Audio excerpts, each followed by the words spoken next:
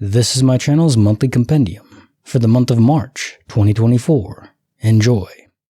Case notes for file 1497, written by Ig Vix, the Finnish boy who became Spider-Man. It happened 2 days after I turned 8. I live in Finland, and we just moved into town. Our apartment was in these cheap rental high-rises, 8th floor. My grandma had given me a few comic books as a present, and I had been reading them since the party. Quite a stack, something like 10 to 15 individual comics. There was this one book, a Spider-Man comic. It wasn't about the usual Spidey, but something about Peter Parker's clone acting as Crimson Spider-Man. At least that's how it was translated into Finnish.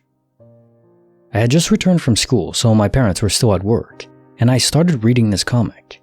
At some point, the protagonist is crouching on a roof, jumps down and lands into the Spidey crouch position, hands between his legs. Without thinking anything, I just laid down the comic, walked to our balcony and climbed on the fence using a chair as a ladder. As I was sitting there, I saw some man down across the street. He saw me sitting there and started running towards our house. At this same moment, I had this really calm feeling taking over me. I took a deep breath, closed my eyes, and jumped down. When I jumped, I could hear the man scream, "Ei jumalauta!" No, followed by an abbreviation to God help me. Then I just heard wind in my ears. Next thing I know, I'm on the ground crouching like Spider-Man. The man runs around some high bushes just when I stand up. He stops dead in his tracks and all color escapes his face.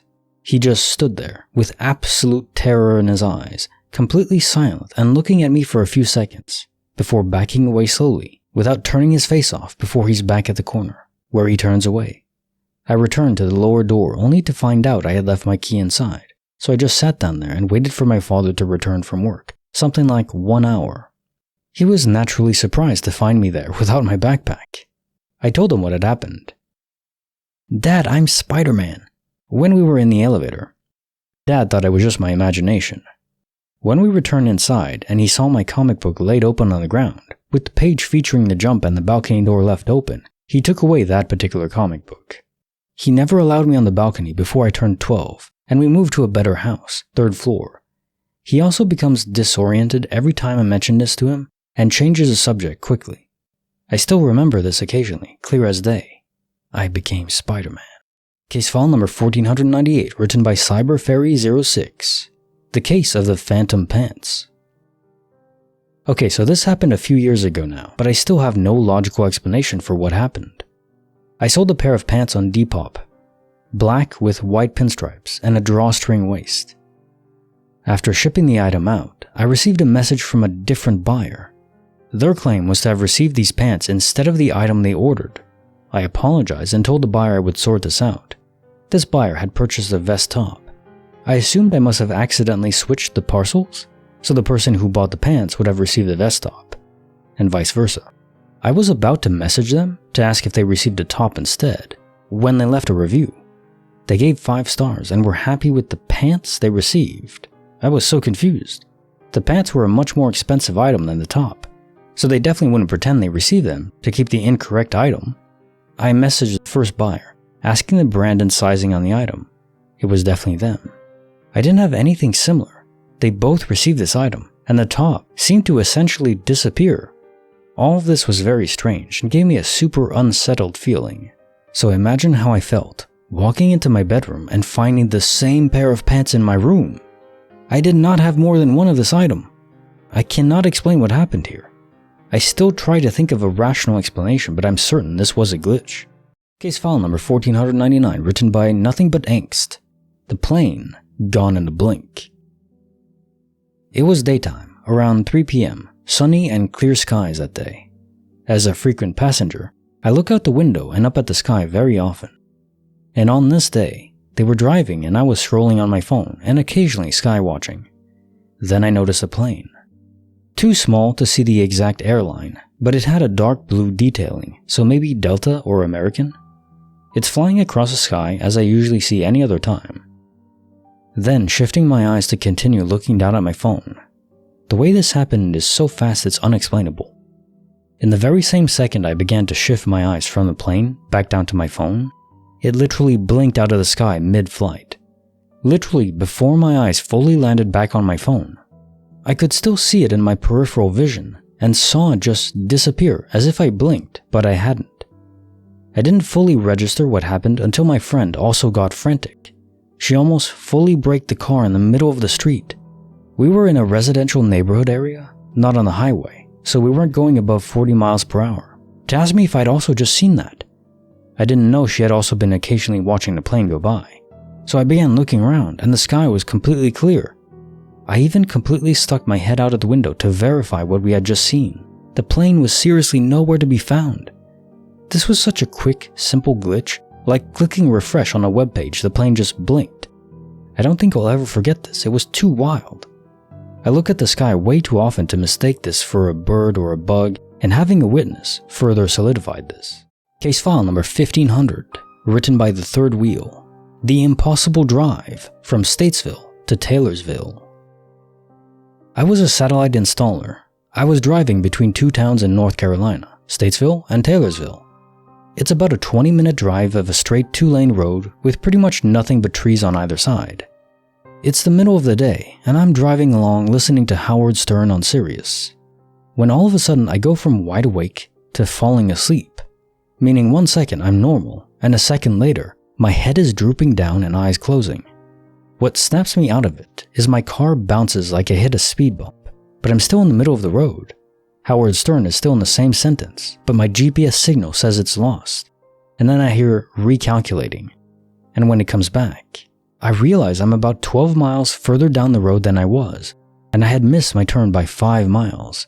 My immediate thought, even though I consider myself a level-headed atheist, was that I fell asleep, hit a tree and died, and was now in some weird afterlife. It was such a strong feeling that I drove to the nearest gas station, got out, headed inside with sweaty palms, feeling the cashier inside was not going to be able to see me. To my relief, she did, and I bought a Red Bull. I still think I was hypnotized by the road and drove on some weird autopilot for a while. But losing GPS signal and not missing any of Howard Stern is unexplainable to me. I even used a Sirius ability to rewind, and there was none of the show that I missed. Case file number 1451, written by Tank Girl 556. My 1972 Yosemite UFO sighting. I saw a triangle-shaped object that was translucent. The lights outlined the shape. It was hovering by the E-wall of the top half dome in Yosemite National Forest. This was spring break of 1972. My best friend forever and her boyfriend and sister were on a backpacking trip to Duck Lake in Mammoth Mountain. I was alone when I witnessed this object hovering. It appeared to land at the very top of the mountain. It displayed more lights, but still no visible form. It then disappeared, and it was suddenly approaching dusk. It was 11:15 a.m. when I came upon this.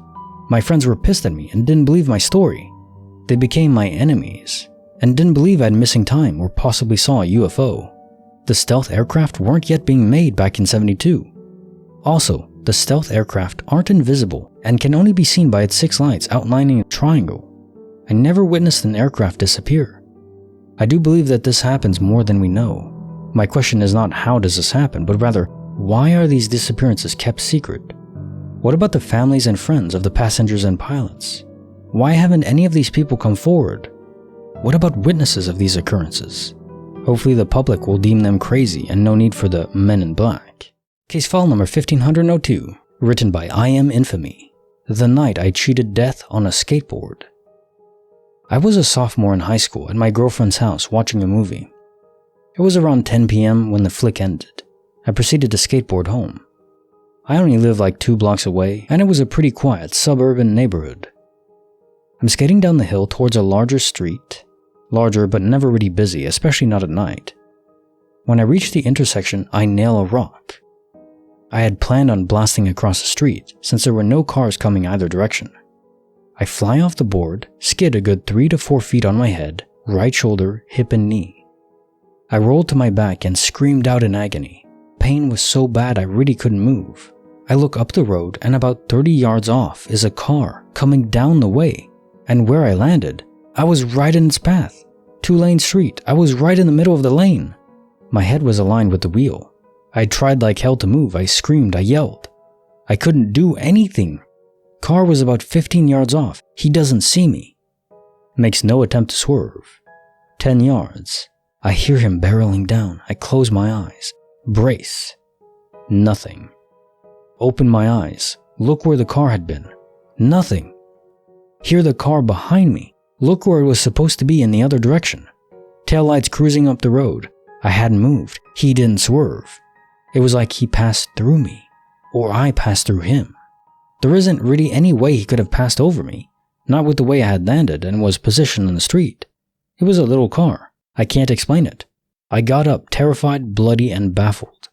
Hobbled home and went to sleep. No one believed me, but it's freaking true. Case file number 1503, written by Supernaturally Strange. The Mirror Mystery. Hi. A few days ago, I was dressing myself after a shower. My boyfriend was asking me if he could enter the bathroom to start to shower too. I answered, yes, but he didn't open the door. I thought that he didn't hear my answer, but I didn't repeat and continued to prepare myself. In my bathroom, we have a sink with a mirror right above the sink. This mirror is at the front of the door. So I was in front of the mirror when I saw my boyfriend opening the door, looking at me through the mirror, asking again if he would enter, now with a pitch voice, trying to be annoying. I made my voice pitch too, saying again out loud, "Of course, just enter for God's sake." But in the next second, the door was closed again. My boyfriend, who I swear I saw opening the door in the mirror, knocked on the door and answered, "You have to unlock the door first." After that, I realized that I was locked up in the bathroom alone all the time, so he couldn't enter anyways. So what did I see in the mirror? Case file number 1504, written by Natikins. The Teacher That Surpassed Time. A few years ago, my best friend and fellow English teacher texted me. One of my students had been arrested for indecent exposure on the bus. I was shocked, because I would never have imagined a student doing that. On the same day I received the text, my husband and I went to hang out with some friends. We were sitting on the couch when I remembered the story of my student's arrest. I said to my husband, "Hey, one of my students got arrested." My husband said, "I know, on the bus for indecent exposure." "How did you know?" I asked. "You told me last week."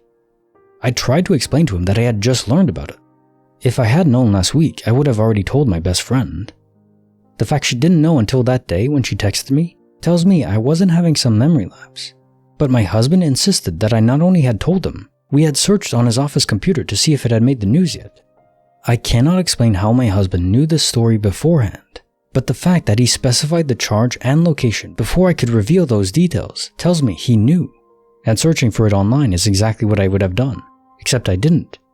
Was it an alternate reality he experienced? No clue. Case file number 1505, written by Searching for This, The Golden-Haired Guardian. When I was stationed in Italy, I had my own house in Pordenone. It was a 3-bedroom, way too much space for a single guy like me. I slept in the living room by my TV as the back bedrooms and hallways were always cold, and always gave me creepy vibes. But that's beside the point. I had a dream one night of a golden-haired child. He was running out of the back hallway into the living room for protection. I scooped him up as demons lumbered from the hallway and the corners of the living room. They had surrounded us. I ran to my side door leading to the porch, but Cerberus was there. Then I ran to the front door, but they were coming down the street as well. At this point, the child began to glow incredibly bright, and the demons hissed and disappeared. I woke up. A week later, I found the golden hair on my uniform jacket that was hanging on the dining room chair. I didn't know anybody with curly long blonde hair, certainly nobody that came over alone. But there lay this singular hair. I ignored it, but another week later I found another singular blonde hair on my couch pillow. It made me pause, but I still ignored it until a couple weeks later. I was walking down the hallway and saw a nearby shelf on my incense box. A singular blonde hair curling out of the little hole for the incense stick. I still find little golden hairs at random times to this day. Case file number 1506, written by Bacon Was Taken. The Destined Neighbors. My husband and I met in our late 20s. We grew up near each other, but went to different high schools and colleges. We're a few years apart and hung with completely different crowds. My parents put a bid on the house next door to his parents when I was about 11. It fell through and we moved elsewhere. While in college, he traveled to my school to compete in a game.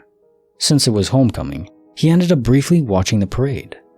Out of hundreds of people, he remembers me and tells his friends I was a cool chick. Not only had I been drinking, but I was dressed as a crab standing next to Ariel from The Little Mermaid. I had nearly crapped myself when he told me he was watching me dance badly around in the street. While attending a house party with my now husband, I was looking at pictures on the walls taken at parties his friends had thrown back in high school. I was on one side of a picture and he was on the other side of the big group. I went to about 20 parties back in the day. I do not remember ever partying anywhere near his area. My husband and I were best friends with a guy and girl who are cousins. We both went to endless family gatherings but never met. We heard stories about each other and had never seen a picture of one another. After 6 years, we finally met and were an item by the end of the night. We've been together ever since. Case file number 1507, written by Nebel Lich. The Mystery of the Disappearing Marlboro Reds. I used to work at Speedway for over a year and such. I started smoking there. Had a nervous breakdown there. Oh, by the way, it was a teeny Speedway right next to the ghetto. Anyway, one evening I was working by myself. Again, because it was so tiny and I even closed by myself. And one of my usual customers had come in to ask for a pack of Marlboro Reds 100s. The tall pack, soft pack. Now, having worked for a while, my way of grabbing the cigarette packs from their little homes and tossing them onto the counter had become quite sophisticated. This particular pack I grabbed between my index and middle finger, swung my arm downward towards my side, still holding it like that. But as my arm came down and finished its curve, the pack left my fingers and vanished. There was no sound of the pack hitting the floor nor the wall. It did not fly backwards into the open security door that was behind me. The pack left my fingers and left this realm of reality. The customer stood there just as dumbfounded as I was. The two of us stood in total silence before I slowly grabbed a second pack and re-attempted said stunt, just to hear what it would have sounded like. It made an odd thap noise, you know, the kind of sound you would expect a pack of cigarettes to make if it hit something.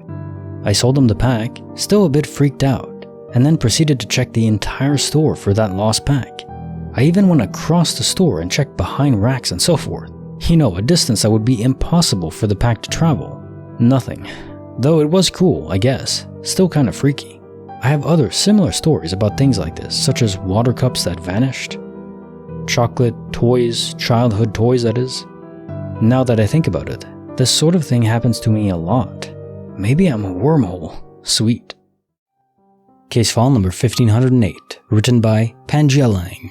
Tales from the Dark Southern Estate. I grew up in North Texas, and one of my friends has a cow farm and a lot of land. The name of the street he lived on was his family name. Me and my friends would go out there a lot on weekends, way out on the land far from his house. Bring a guitar and some smokes, and make a campfire and just hang out. One summer night, my friend asked if we wanted to see a haunted house. He said it wasn't really haunted per se, but it was way out in the middle of nowhere and was abandoned.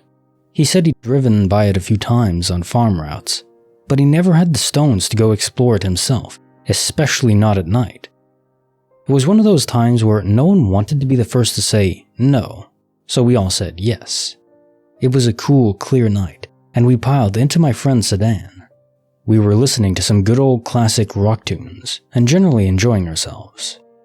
We came to an area where we had to drive over a very old river, which was now a stream.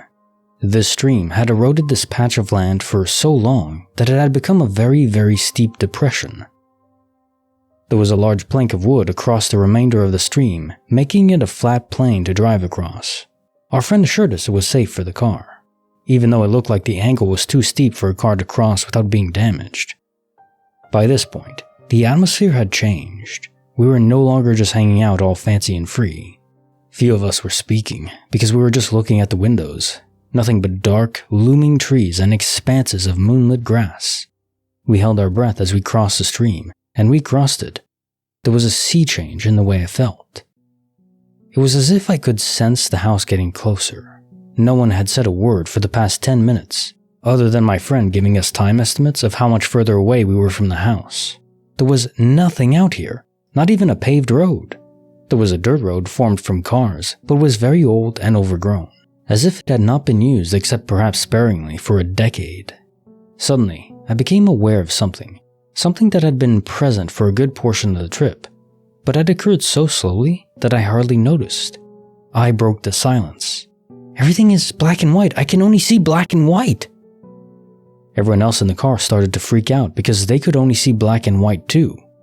There was no color anywhere, just shades of black like an old photo. "Are we dead?" I asked. I was convinced we had died along the way, but had not been aware we were dead, like a horror movie. I still have no explanation for this. We pulled up to the house. Color had returned, it seemed, but it was so dark that it didn't matter anyway. The house was 2 stories at a slight tilt, and the face of the house looked menacingly down at us. It was an old southern house, with white pillars that had become discolored with age. Faux balconies jutting out from under the 2nd-story windows.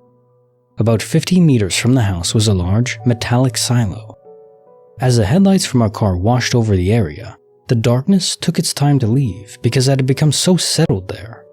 We began walking slowly towards the house. In the front yard, there were lots of holes in the ground, freshly dug, about the size to fit a small potted houseplant. Inside the holes, we found crumpled up pieces of paper. On the paper were crude drawings, like children's drawings. They were of people, stick figures. Some of the stick figures would be upside down or laying down. Some of the stick figures had faces, and they were all sad or yelling about something. We went to the silo. It was unlocked. We went inside with a flashlight and lit up the interior portion by portion with the beam from the flashlight. It was totally empty and gleamed like polished chrome. It smelled like sawdust and old oats. I swore I heard the sound of a girl crying, but that might have been the sound of the hinges on the door. Finally, we went to the house. The doors were all broken off the hinge. There was a screen door and it was partly torn. We went inside. We broke up into groups and tried to explore the whole thing. We were all trying to seem brave, saying things like, "The thing I'm most afraid of is the floor caving in." There were closets, and we'd hold our breath before we'd open the doors, but found nothing inside. The whole house was completely dark and empty. We only had 1 flashlight, so there might have been parts that we had missed, but we wanted to get the hell out of there. We got back to the car. One of my friends dared someone to go into the house by himself, to sit in the living room and close his eyes for 30 seconds. He said he would do it. I couldn't believe it. I could never do that. He walked off proudly towards the house. We saw him go inside. The living room was the first room on the 1st floor, past the foyer, beyond the door. Several minutes passed. We thought he was messing with us, wanting one of us to go in after him so he could give them a scare. That's when we noticed a smell. Something smelled awful in the car. My friend who was driving looked down and saw a dead cat crammed down underneath the pedals. Then we noticed there was cat fur strewn about the car. We freaked out and started honking the horn and flashing the headlights at the house. Our friend didn't come out. Finally, my other friend and I went in after him. When we got to the living room, we found him sitting on the floor, huddled over, his back to a wall with his arms wrapped around his knees and his head buried in his legs. He looked up at us as if we should run away, as if it was too late. We told him to get off his butt so we could get the hell out of there. He pointed at the wall behind us. The lights from the car were still flashing, trying to get us to leave. Each time the lights flashed, we could see it. All of our names were written on the wall in red. Later that summer, a friend of mine went back to the house during the day and burned it down. Case file number 1509, written by Annie N. 97. The hero who disappeared without a trace. This is from 10 years ago, when I was in school and used to live in a small town in India. My dad had a business for which he had to frequently travel to the national capital. The only train that would arrive back to the town within the same day from the capital would arrive in the nearest city 20 kilometers away by 10 p.m. So this one time, he was coming back from the city after arriving from the capital. My dad's brother, my uncle, was also on the same train, but he decided to come back home in a bus. And since my dad had taken his scooter to the train station, he was going to ride back home. There was a neighbor's kid who asked my dad for a ride back home, and my dad agreed. There were no streetlights working that day. It was very dark, and the area was full of industrial vehicles. Unfortunately, there was a big trailer, trucks that carried cars and so on, parked in the main road diagonally. With no streetlights and a speed of 50 to 60 kilometers per hour, My dad's scooter bumped right into the trailer, and the front of the scooter literally crushed. It was a horrible accident. The neighbor's kid was luckily and magically safe and didn't get a single scratch. Some vehicles kept passing by, but no one stopped to help. Then came a big black SUV. A man in his late 30s stepped out. With the neighbor's kid's help, put my dad in the car's back and took him to the nearest hospital. Meanwhile, my uncle's bus was passing by the accident site, and he recognized the scooter was my dad's, so he left immediately for the nearest hospital to check if anyone's admitted dad. My uncle met the man who helped my dad, asked for his name and where he was from, thanked him for his help, and then the man left. The doctor said had the person not helped bring my dad to the hospital, he would have died of blood loss. My dad was in ICU for 25 odd days. He recovered in the next 4 to 5 months, and we really wanted to thank the man who helped. Since my uncle had already asked for his name and place, my dad asked around, and one of our relatives happened to know the man, since their wife and that man were from the same town. My dad and mom went to meet the man, and he had the same name, same place to stay, same car. He said, "Thank you for bringing these flowers and sweets, but I don't remember helping the man. In fact, the day you're mentioning, I wasn't out of the house at all." We were all so spooked, and for some time we kept thinking this has to be a joke or something. But my uncle confirmed that he saw the exact same man. Has to be the biggest glitch in my life. To date, we don't know who saved my father. Case file number 1510, written by I'm Lulls. The story of two souls meeting across lifetimes. I have never been able to explain this one, and it still haunts me to this day. Not sure if it exactly fits as a glitch in the Matrix, but perhaps a past life type of thing? I have only ever shared this with a few people in my life, so here you go, internet. When I was around 5 years old, my father, his girlfriend at the time, and myself visited a theme park. While we were walking around, I saw this girl my age and instantly recognized her.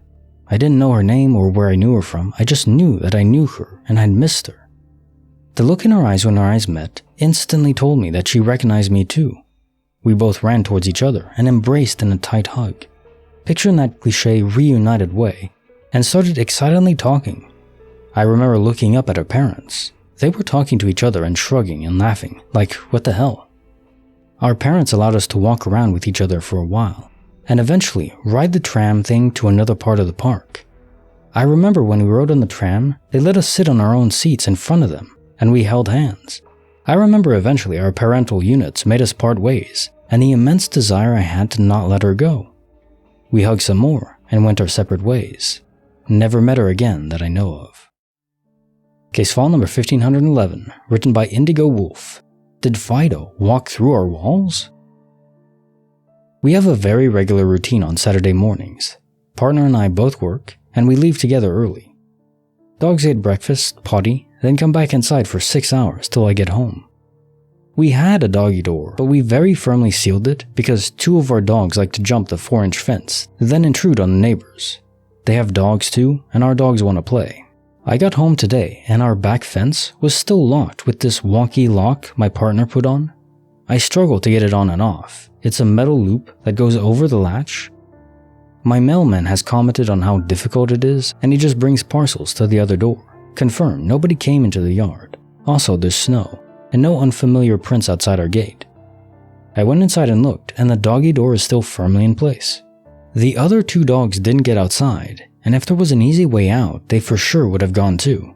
We have snow, and my husky loves sleeping in it, and grumps when I make him come inside. I check the cameras. Shows us letting them out in the morning. Shows us putting them back in. 3 hours of nothing except neighbors' cars going by, then poof, suddenly, dog in the yard? He looks very confused on camera too. It's winter, we don't have windows open or anything. I went through the whole house and didn't find any place he could have gotten out. Did my dog just walk through a solid door? Case file 1512, written by Comfortable Pie 7983. The day I thought I crashed, but didn't. About 4 years ago, I lived in the Bay Area and was in the awful morning traffic.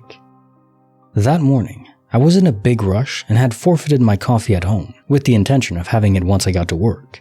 I'm sitting in this traffic when I go to mess with the radio. I'm totally distracted and rear-end a white truck in front of me. My heart drops, throw on my blinker and try to see how the dude I crashed into is reacting. Except he's not reacting at all. He doesn't look in his rearview mirror at me, doesn't signal, nothing. Traffic moves forward a tiny bit, and I'm sick to my stomach, trying to see the damage on his truck that I've caused. But there's no damage at all to his truck. Crazy, because I can vividly recall the crunch noise and the feeling of the impact, even to this day. I figured that my car got the brunt of the damage, and this guy probably doesn't have insurance and doesn't want to stop in this horrible traffic. I cheer myself on like, okay, I guess we're gonna have to get our car fixed. That sucks, but at least this day isn't ruined. As I'm getting closer to work, I keep hearing my brain say, that didn't happen, it wasn't real. I totally disregard this because the crunch of the car and the thud of the impact was so real. When I get to work, I jump out to assess the damage to my car. Nothing, not a scrape, nothing. With the noise it made, I imagine my entire front bumper was probably smushed in. I'll never forget the experience and feeling of this absolutely wild madness. Not schizophrenic, no drugs, was awake, just don't know how to explain what occurred. Case file number 1513, written by Anonymous. The Sixth Sense of Family.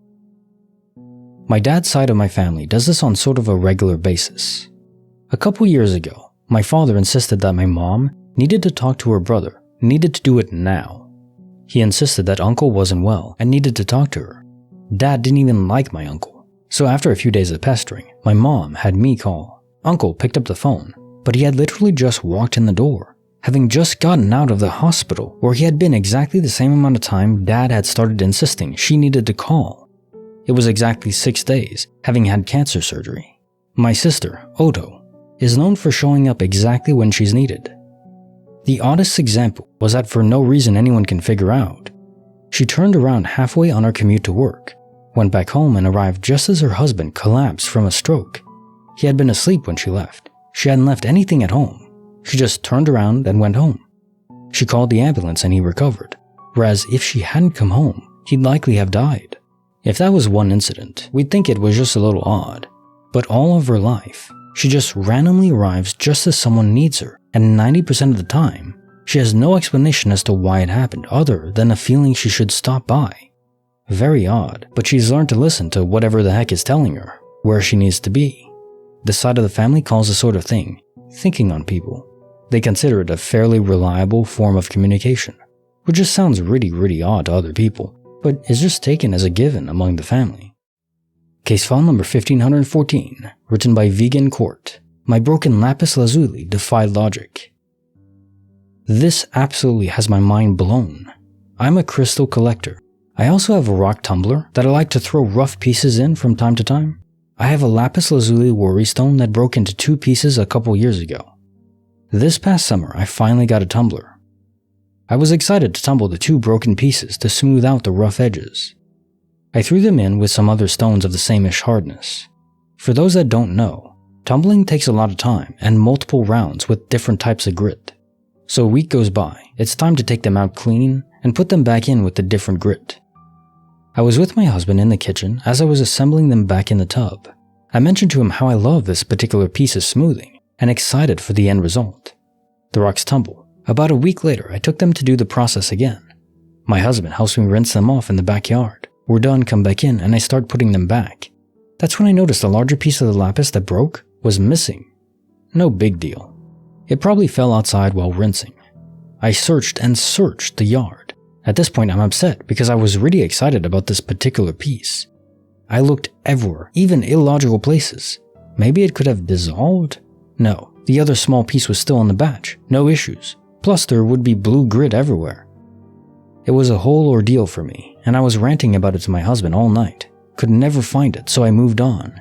Then this morning, it's my coworker's birthday, and she's been starting to take an interest in crystals. I have quite a bit of raw pieces, so I thought I'd go through my box and pick a couple for her. Then there it was, sitting on the top of all the other ones, totally untumbled. I'm completely baffled. I told my husband, and he's just as bewildered as me. We both know this happened and nothing logical can explain it. Side note, when it went missing, I said to my husband, watch, it will just appear out of nowhere one day. But having it also in the state it was before I started tumbling is a whole new level of weird. Case file number 1515, written by Glass Jailer. I breathed underwater twice without equipment. On 2 occasions, I have breathed underwater with no mechanical assistance. I was about 11 when it first happened. I was swimming one afternoon in the diving well at my gym. The pool is about 14 feet deep, with a fairly small surface area. I've always been a strong and confident swimmer. I love to dive to the bottom of the pool and flip over, open my eyes, and look up at the surface. So I dive down, and sitting against the wall, I have the overwhelming urge to breathe in. I refuse this thought, disbelieving and scoffing at my brain's sheer strangeness. But the thought comes again, and it is utterly convincing. I can't explain why I decided to breathe in. I just know that I wouldn't ever choose to do that, but in this instance, I did. I took the most careful, mincing breath in. I could feel great pressure, but I breathed normally. It was air I breathed and not water. I took 4 full breaths while sitting at the bottom of the pool, and after each breath I became more horrified and agitated. My disbelief was outstanding. I kinda freaked and shot to the surface as quick as I could. After I rationalized a bit, I calmed down. My logical mind kept thinking that somehow I'd had a bubble of air caught in my face. For how else could I have breathed like that? But over the years of trying to make sense of it, 30 years old now, I recognize that air always finds its way to the surface expediently. It won't just catch around someone's face. I tried to do it again that day, diving, trying to replicate the experience. Got quite a bit of water up my nose before I gave up. It did happen a second time, same pool, 4 years later. I took 5 breaths. The same feeling of overwhelming confidence that it would be okay to breathe. Couldn't explain it for the second time either. Very strange. I don't know. No one has ever believed me, but I've only ever mentioned it to a select few. I still can't figure it out. Does anyone have any physics or logic thoughts on this? Has it happened to anyone else? Case file number 1516, written by Ned Nederlander. Aliens, government cover-ups, or coincidence? Some friends and I were driving home after hanging out at a cabin for the day. We were driving into LA, so traffic was kind of bad as usual. We had 2 cars full of people, but we didn't bother trying to stay together on the road. The other car in front of us called us at one point and asked if we had hit the traffic yet. Luckily we hadn't, so we got off the next exit and took side streets. An hour later, we got home and checked up on the other car. They said that nothing had moved, all the cars were turned off. People were walking around the freeway like some kind of zombie movie. So they were already kind of freaked out. The helicopters and hordes of cop cars didn't ease their tension either. Back at the house, we were looking online to try to figure out what happened, but couldn't find anything. So we started joking about there being aliens and the government was trying to cover it all up. Eventually, we found a report on SigAlert, an official Californian Highway Patrol website, that a silver Honda Accord had stalled in the carpool lane right where traffic had stopped. We took a screenshot of it and sent it to the other car. 5 minutes later, we got a call from the other car. "Did you see the report we sent you?" "Yeah, but did you just find that? 'Cause traffic barely started moving a minute ago." But right after I read the report, we were in the carpool lane and it suddenly stopped. I looked up at a silver Honda Accord, stopped right in front of us. Then the guy got out and popped the hood and is currently trying to figure out why his car stalled. Case file number 1517, written by Perry 1. Trapped in time paradox at school. This happened a week ago. It was a normal day in school. It was the last hour and we were writing an exam. My friend sitting next to me asked for an answer on the exam. The teacher overheard it and told us not to talk with each other. He asked me a question. The teacher walks up to us and tells us not to talk. The teacher goes back. The exact same thing repeats over and over. It felt like an eternity. At first I was confused as to what was happening, but after a while I started freaking out. The only words I could utter out were held and what is happening. My friend kept saying the same phrase over and over. Calm down now. I was just staring at him and he started repeating this endlessly. This freaked me out even more. I just stood up, grabbed my bag and left the class, leaving everyone behind. I don't know how I'm supposed to describe this part of what happened. I only have a dizzy memory of it, but from the part of picking up my bag all the way to leaving the schoolhouse, it felt like it was happening thousands of times. It all felt like it just kept repeating. As I was walking to the train station to drive back home, these weird loops started to fade off. When I was finally at home, they had already stopped. I don't have any explanation for what or how this happened. My best guess would be some kind of derealization. When I told my friend about what had happened, he didn't seem to remember most of it. He told me I just left the room for no apparent reason. Case file number 1518, written by a Minty Mint Oreo, the Sweaty Gym Enigma. This happened a year and a half ago, and it still creeps me out to this day. I had once gone to the gym I always go to, and upon arrival, I put my bag in a locker. Took out my locker's keys out of my wallet and locked it. Then I put my keys in my phone case as I usually do. Fast forward to an hour, and I dropped my phone while working out. And since my keys were on my phone case, the phone case dislodged and the keys fell out. I picked them up and put them back in my phone case, no biggie. After I finish working out, I go to unlock my locker, and try as I might, I could not open the locker for the life of me. I was panicking, thinking someone opened my locker and stole my bag, which had my wallet and some valuables. I went to the reception, and this instructor, using a pair of pliers, forced the locker open, only to realize that it did not have my bag and it had someone else's. I was really confused until the instructor pointed at a locker above the one he just opened. That locker had the keys inside the padlock, covered with the box they came in. We then opened that locker, and lo and behold, my bag was there. Needless to say, I was confused as hell. So was the instructor when I handed him my keys from my phone case, which apparently were not mine. But someone else had my keys too and switched my locker? It makes no sense considering each key is one of a kind. I have a feeling very few will believe this actually happened, but I swear in my life it's true. Case file number 1519, written by New Performer 4402, From Waffle House Mugs to Mystery Apples. A month or so ago, a Waffle House holiday mug appeared randomly. I had a lot of great suggestions on how I should perhaps make sure my house isn't being occupied, via attic or basement dwellers. While I found it highly unlikely, since I have cameras all around my house, I did a house sweep regardless. Nothing, nada, no uninvited guests. A couple days ago, I was thinking about my mother's potato pancakes and how she would always serve them with sour cream and applesauce. I had some non-fat Greek yogurt, which I felt could substitute nicely for the sour cream, but had no applesauce available. Okay, I thought, well, forget it. I guess I'm not having potato pancakes, because what heathen has potato pancakes without applesauce? Just now, I opened my vegetable drawer to grab an onion, and there they sat. One green apple, one red apple. I don't buy apples. Mangoes, bananas, pineapples, oranges, bring me the fruit. Apples, just no. So once again, I'm sending out a notice. If you are missing a green or red apple, let me know. Realistically, I'm not sending them back to you, because I think I'm gonna make applesauce, so I can have potato pancakes. Is it possible that the spirit world is sort of like Robin Hood, taking stuff you don't need and giving it to those who do? Case file number 1520, written by K8Bit, Déjà Vu or Dimensional Jump. Either I'm dealing with some sort of memory loss, or I'm dealing with a guy from an alternate timeline. I started college this week, and one of my classes is world religion. On my first day of class, a guy walks in about 15 minutes late and sits next to me. During break, he looks at me, smiles wide, and says, "It's been a long time, how are you?"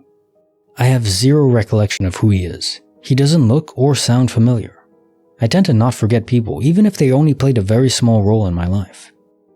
I asked him who he was and how he knew me. He told me his full name, still not ringing any bells, and said he knew me from a private school called Homeland Village, or something like that. He said that I was there to take a class on Photoshop. He also mentioned the names of some of the other students, and he wrapped up his story with how we were at a Halloween party together once. I have 1, never attended private school, or have even heard the name of the one he mentioned, and 2, never taken a Photoshop class, and 3, never been to a Halloween party that had more than a good 6 close friends. I was convinced that he had confused me for someone else, but here's the kicker. He knows me by a name that I no longer go by. Described me with a very out there hairstyle that I haven't had in years. What the actual hell? Bonus file written by Anonymous. The Ghostly Hoodie. My university was bisected by a large lake with a wooden footbridge going across it, and it had a gazebo island in the middle. One night while walking up to the footbridge, I noticed a guy in a gray hoodie with the hood up, walking across the section of the bridge closest to me, towards land, but didn't think anything of him.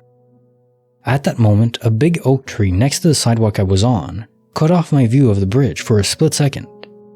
When I passed the tree and looked back towards the bridge, the guy in the hoodie was just gone. He couldn't have possibly walked by me off the bridge because I would have seen him, and he couldn't have possibly had time to turn around and make it all the way back to the center island. He was just plain gone into thin air. And this gets better. When my friend came back from abroad the next semester, something in conversation reminded me of what I saw. I started bringing it up and said I saw something weird on the bridge. His eyes lit up and he asked, "Dude in a hoodie disappeared?" He said he saw something like that freshman year, but never mentioned it because he thought his eyes were just playing tricks on him. I guess not. Case file number 1521, written by Mystery Dental Patient. My roommate's fury transcends space and time. I, 23 female, just got home, was laying in bed relaxing, scrolling through Instagram, and I heard my roommate, 27 male, outside my window, scream. A pure, guttural frick. I heard him punch his truck and say, "God fricking damn it." So I got out of bed to unlock the door because I'm guessing it was a crap day or something. But he wasn't outside. The neighbors were playing with their kids, quiet but somewhat busy street. So I text him, "Are you okay?" And 20 minutes later, I get a text. "I'm on my way home and I'm freaking pissed. Still a 30 to 40 minute drive. He hasn't left work." So when he got home, I asked if he came home and drove off. He said no. I asked if he lost his cool. He asked how I knew that. I said, "Was it around 5:50 p.m.? He said yes. It was around the time he texted me back, 20 minutes later. I asked if he had said those words and punched his truck. He said it was verbatim what he did and said. Not sure what this means. He was over 20 miles away towards the city. There is no way I could hear him during rush hour traffic, but I did. I'm kinda freaked out. Case file number 1522, written by Rich Dimension 9254. My sister was lost in time. This happened to me about 15 years ago, but to this day I cannot explain it. I changed the names to remain anonymous. When I was 15, my family moved into a rental house. There was always a weird energy about that house. I can't explain it, but something was always eerie about it. It was a beautiful old home, and an elderly widow had lived in it before us.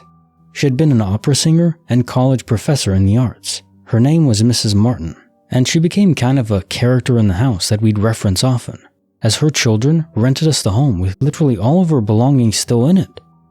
They didn't even clean out the fridge. It was very strange.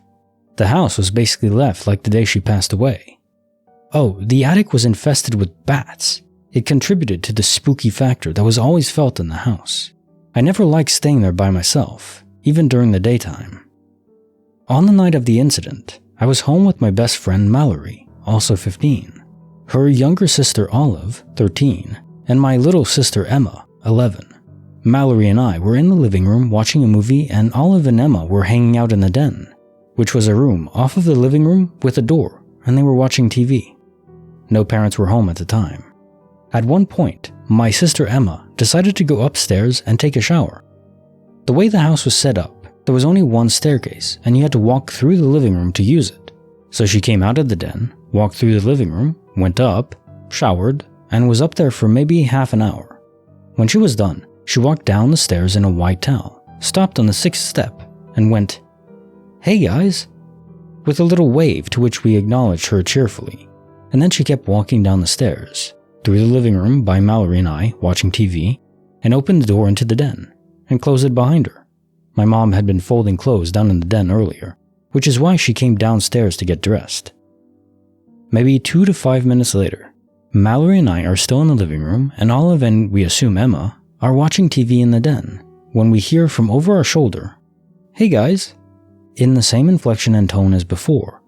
And it's my sister Emma in a white towel, who had walked down the stairs, was stopped at the 6th step, and had her hand up for a small wave, and then went to keep walking down when Mallory and I both gasped and turned and looked into each other's faces with absolute horror. It happened so quickly, but we both bolted upright, ran to the den, burst open the door to a startled Olive. Emma was trailing close behind with a, "What's going on?" When I opened the door, I truly expected to see another version of my sister sitting there. But no, it was just Olive. Mallory and I immediately began questioning them. Emma, didn't you just walk down here a couple minutes ago? Olive, are you sure Emma didn't come down into the den just a few minutes ago? Emma, did you go downstairs after the shower but then go back up somehow? We knew there was no way she could have come back upstairs without walking by us in the living room. It made no sense. Both the girls were so confused and beginning to get scared. They truly had no idea what we were talking about. Emma swore she had only come down the stairs that one time, and Olive swore she had never walked into the den in a towel before we all came in together just then. Because our sisters were so young at the time, and we could tell they were getting spooked, we decided to just pretend we were kidding and left them to go back to the living room. I remember sitting in silence and maybe even asking, "You saw that too, right?" And then we never spoke of it again. I honestly didn't even tell my parents or my sister what had happened until a couple years ago. My sister said she had no memory of it at all. I haven't spoken to Mallory since high school, so I have no idea if she remembers it. All I know is, if Mallory hadn't been there to witness it and have the same reaction I did in that moment, before either of us even spoke a word, I probably would have thought I was losing my mind. I'll never forget the look of horror and confusion she gave me. And I probably gave it right back to her when Emma came down the stairs that second time.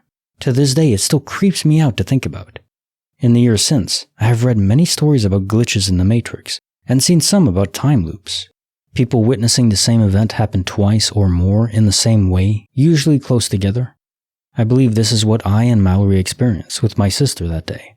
We only lived in the house for a year before my parents purchased their own home and we moved. Last year, my sister went back to visit the town and said she drove by that house. Apparently, they had split it into 2 homes to rent it out to the college kids. We both agreed that the strange energy forces that existed in that home were probably not too happy to be split in 2. Case file number 1523, written by Mrs. Wonder Wonka, The Vanishing Streets in Puerto Rico. I'm currently in Puerto Rico at an Airbnb in a residential community. I'm here through a series of positive synchronicities. I'll mention I've been very much involved in various personal, spiritual, and let's say interdimensional ponderings and adventures for about 8 months. I'm in Tuquilo, a small little beach town. I got lost literally 2 blocks from my Airbnb. I thought I was on the same street. I had only walked a half a block away and turned right around.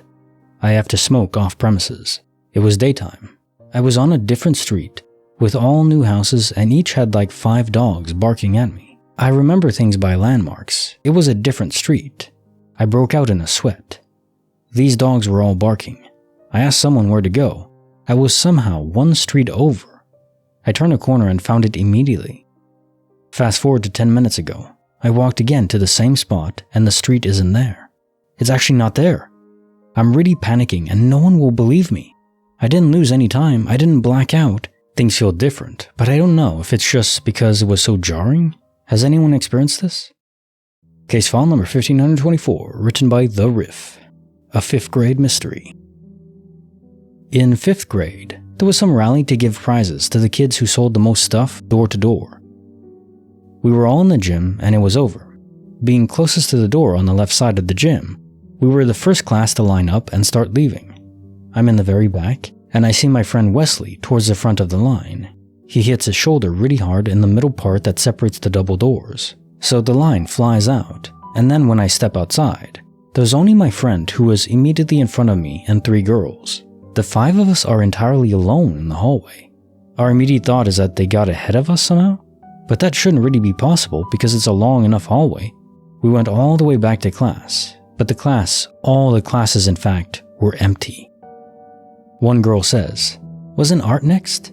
Maybe they went all the way to the art room." And so we went further, turned left, only to see the art room was empty. Someone then says, "Well, where did they go? Let's go back to the gym." The girls start to go back the way we'd come, and my friend and I go the other way. It's a small school, and the hallways basically go around in a big square. The art room is exactly opposite the gym, so going either way is the same distance.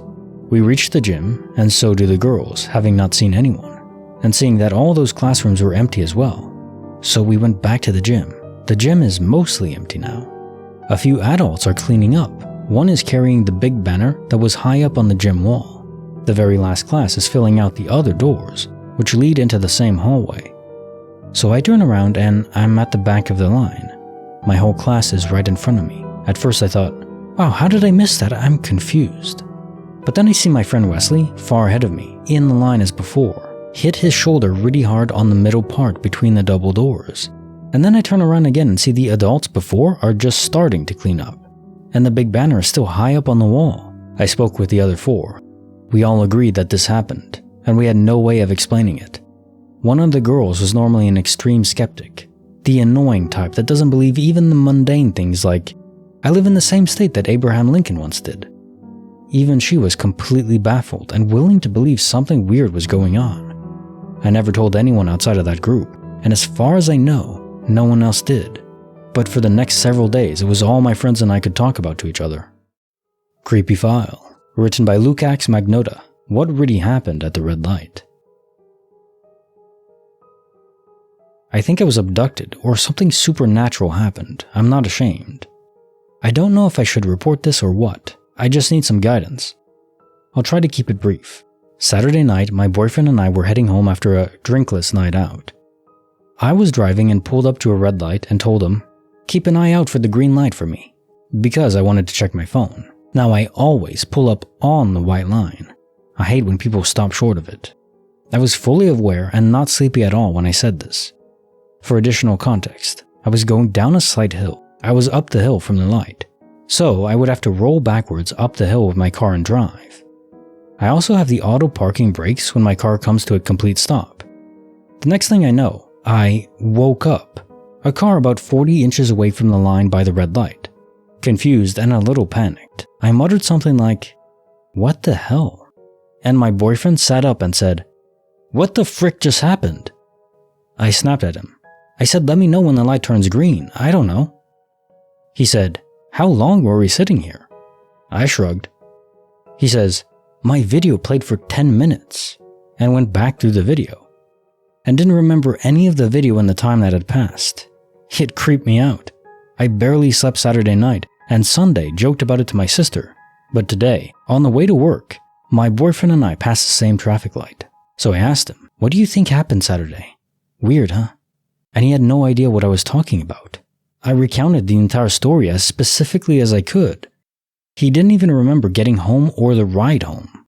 So, do you think something supernatural happened?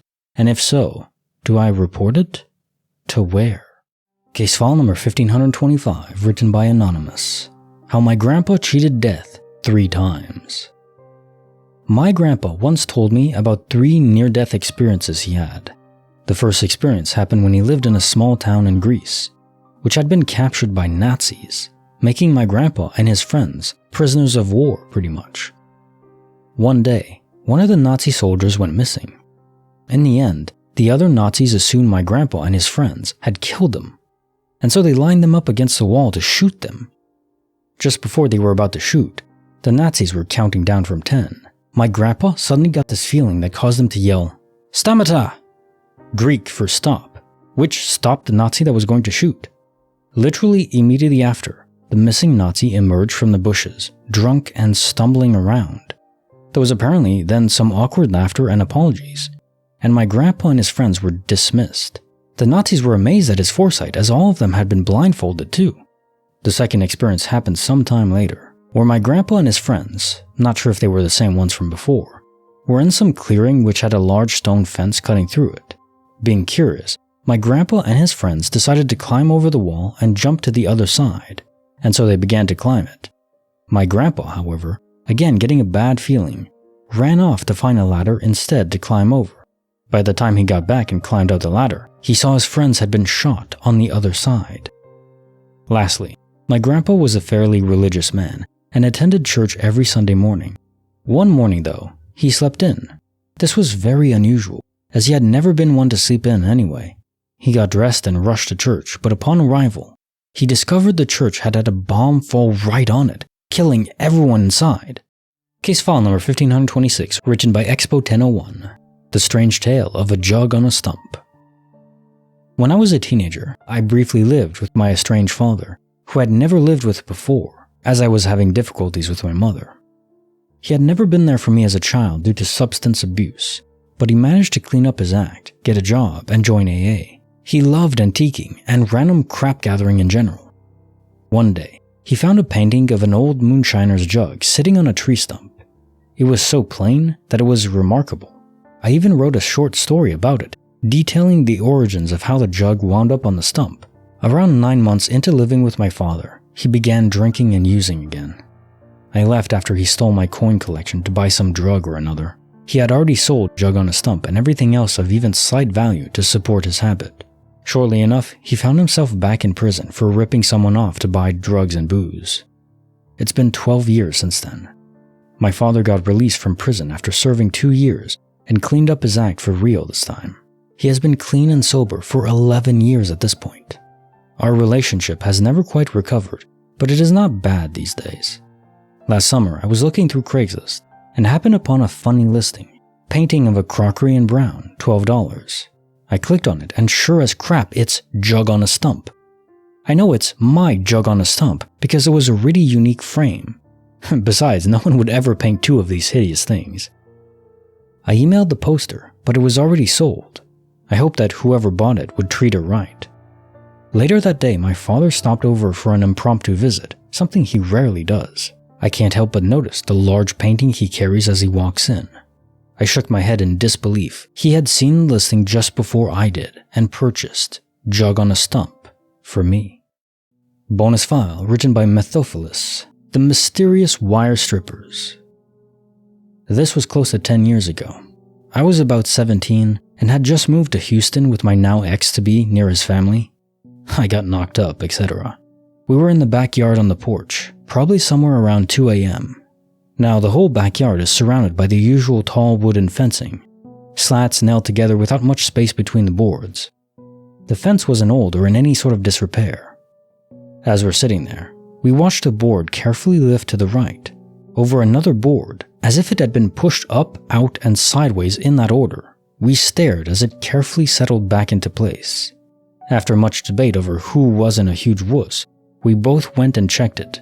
No nails were loose, nothing was wrong with the board. There wasn't a physical way for it to move. We never figured that out. Another was living in this creepy little row of apartments that used to be part of a church next door. Apparently nuns had lived there, died there, etc. That didn't help the creep value much, but hey. So I was taking my uncle's dog outside for a walk when the neighbor came out and mentioned my cat had been messing around on the roof. I see the little dude up there and tell my neighbor I'll bring him inside. I take the dog away, walk a few blocks, and get home. When I do, the neighbor comes back out, repeats exactly what he just said, and the cat walks into view just the same way he had the moment before. Now, if the neighbor were a drunk, or senile even, I'd say he just forgot. But it was precise. Unnerved me. Lastly, I caused a moment like this for someone. It was at my job at a backstage electrician technician in a theater. We're used to roaming around in the dark, so sudden people behind you can be fairly normal. I was working on a light that had a loose wire. When I asked who I thought was my other electrician to hand me a wire stripper, I looked back and nobody was there. From in front of me, when he comes walking up, wire stripper in hand. He said I had asked him for it a while ago, except that he had been on the tool room for the past 10 minutes where he thinks I asked. I had actually asked 1 minute previous to thin air.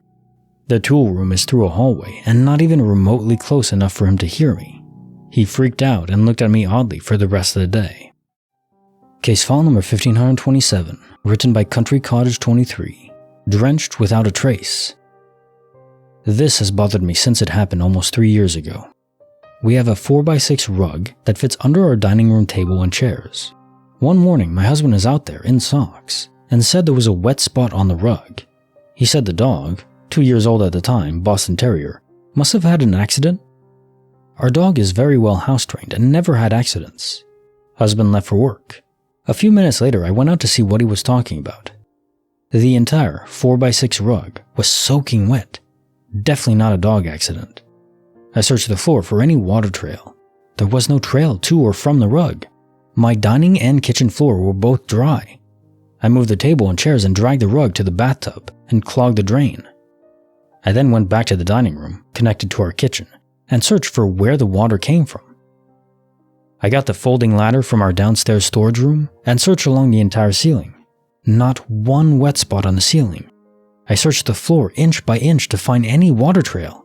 There was no water under my kitchen sink, no water coming from the wall behind my stove, and no water trail from my refrigerator. We have a rug on the kitchen floor that would have gotten wet if any water ran from the kitchen to the dining area. All the windows were dry. I opened the windows and checked there was no water under the sills.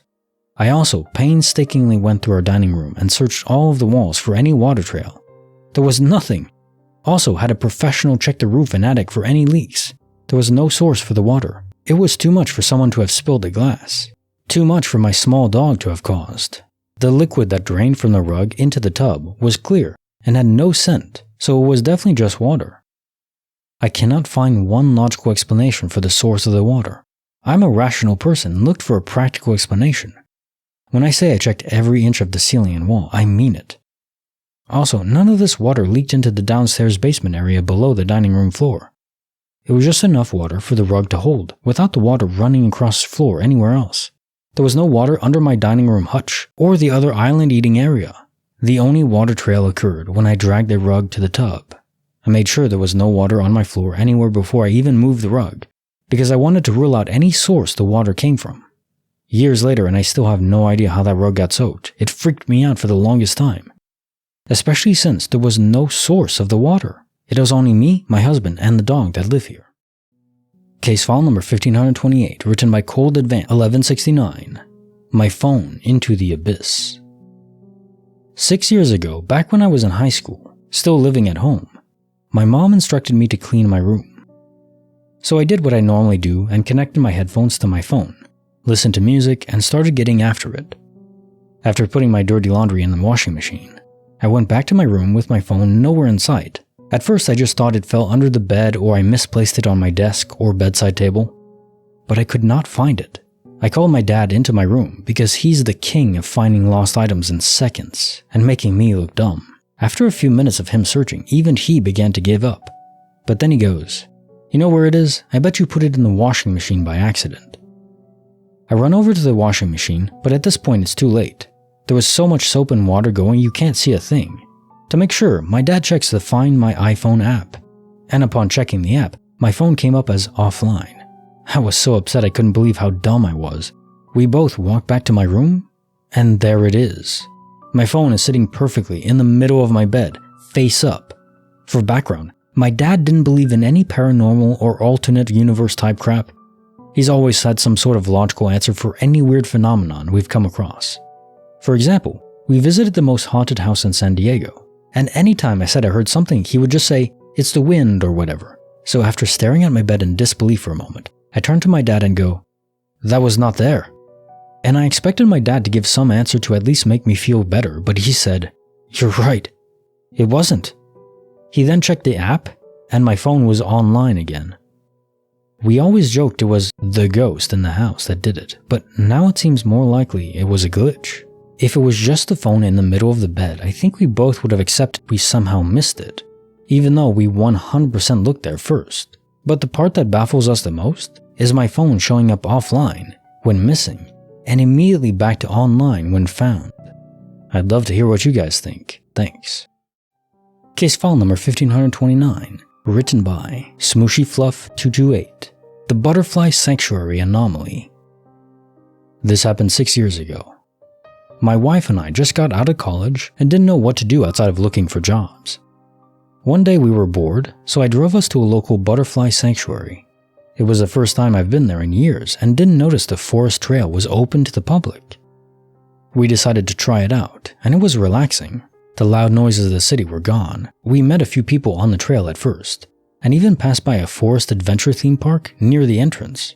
After a few minutes of walking, it started getting foggy. I saw 2 young pine trees on each side of the trail bending towards each other, creating an arch.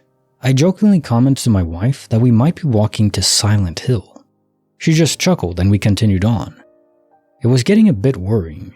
We've been walking for around 2.5 hours already, and the trail just continued straight as a highway, seemingly with no end and no other people in sight. Finally, a huge boulder stuck on one side of the trail broke the monotony. It was enormous. We had to slowly walk around sideways while hugging it. or else we'd fall off the ravine on the other side of the path. The trail continued on for another 2.5 hours. We met my sister-in-law a few days after that and told her our experience of the trail. She said that it was weird. She used to regularly jog the trail and she finished it in 20 to 30 minutes. So we decided to try the trail again with my sister-in-law, and she was right, the trail was short. We finished walking it in an hour and it looked completely different. No huge boulder, no pine trees forming an arch. It was winding and not at all straight. Case file number 1530, written by Overextended Balloon, a surreal Argentinian summer mystery. I was at a New Year's Eve dinner with my parents, uncles, cousins, a bunch of people. This was in Argentina, so it's summer, and we're all eating outside. It was a big white round table. At some point, I went in the house, don't remember why or how long, maybe to go to the bathroom or get a drink, and when I came out, everyone was gone. Everyone and everything was gone, like no one had ever dined there. I looked around the yard, went back inside the house. Open concept, hard to hide a bunch of people. But nothing, not a sound. Like no one had ever been there. I don't even think there were crickets. After searching for about 10 minutes, I go inside the house to think and I hear the toilet flush. My cousin comes out and I tell her that everyone is gone. She looks at me weird and leaves. I'm waiting for her to come back and tell me I'm crazy, but she isn't, so I panicked. I mustered the courage to go outside and there's everyone, eating at the table as if nothing happened. I went to my seat and asked what had happened. Where did they go? But everyone looked at me like I had a third eye. After the fact, I kept asking, but no one remembers anything happening that night. I've always thought I might be some kind of crazy, but I was telling a friend last week. She matter-of-factly told me about glitches in the Matrix, and that crap happens all the time. So I already feel a bit better that I may not be losing it. Has anyone had a similar experience? I've had this happen with objects before, but never with people. Case file number 1531, written by Anonymous. Chasing my dreams. When I was young, I was an avid lucid dreamer and into reading about astral projection, though I now doubt astral projection is real and think it is just a lucid dream. I had many lucid dreaming experiences and would describe them to my friend at primary school, who was having similar ones. We would try to call each other into each other's dreams, seem logical, by shouting each other's names, but not much came of it. We both loved flying in our dreams. We would trade techniques and ways to make it happen, etc., and it was fantastic. Until one day I'm in a lucid dream flying, and some guys come along. Guys in black suits, which seem oddly thin, and there was something strange about them. They pull me to the ground and explain that I would no longer be able to fly because it was not allowed. It was extremely freaky, and from that day onwards I've never flown in a dream again. I was still able to lucid dream for a long time as a child and sometimes as an adult, and whenever I do, I have not been able to fly again. When I try to make it happen, sitting down and trying to hover, taking a long running jump, etc., something weird happens in my dreams that prevents it from happening. I know it sounds stupid, probably psychosomatic because I don't believe in this garbage.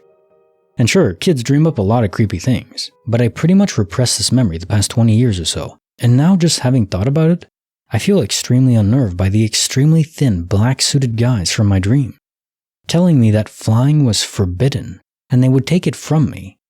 Second, I dream of a city that didn't exist. Sure, no big deal, right? So I googled the name and found a single reference in Google from another person who had dreamed of a city of the same name a few years prior. It was a post on a site, and there was no messaging functionality or forwarding address, so I couldn't get in touch with them, and I have since forgotten the city name. Case file number 1532, written by Mr. Dobo. The glass doors that hold infinite secrets. The house I grew up in wasn't creepy at all. I always considered it pretty nice, and it was in a sort of gated community, so to speak. Very nice place. That said, I've had multiple happenings in this home that to this day freak me the hell out. The first set of incidents has to do with me and an old childhood friend. One night, he and I had fallen asleep in the front room. I'm guessing we were maybe 7 or 8 tops. We live in the Mojave Desert, and it was in the middle of summer, and there just so happened to be a massive thunderstorm that night. At one point I woke up, but wasn't startled by anything, but I did have an odd feeling that something was happening. Like the same thing where you wake up because someone is doing something in the room you're sleeping in, and their slight rustling wakes you up. At any rate, I'm now up for a good minute or so, just staring outside our 2 glass doors leading outside, because there's a pretty impressive lightning storm rolling in at this point. Flash, boom, pretty consistent for a good while.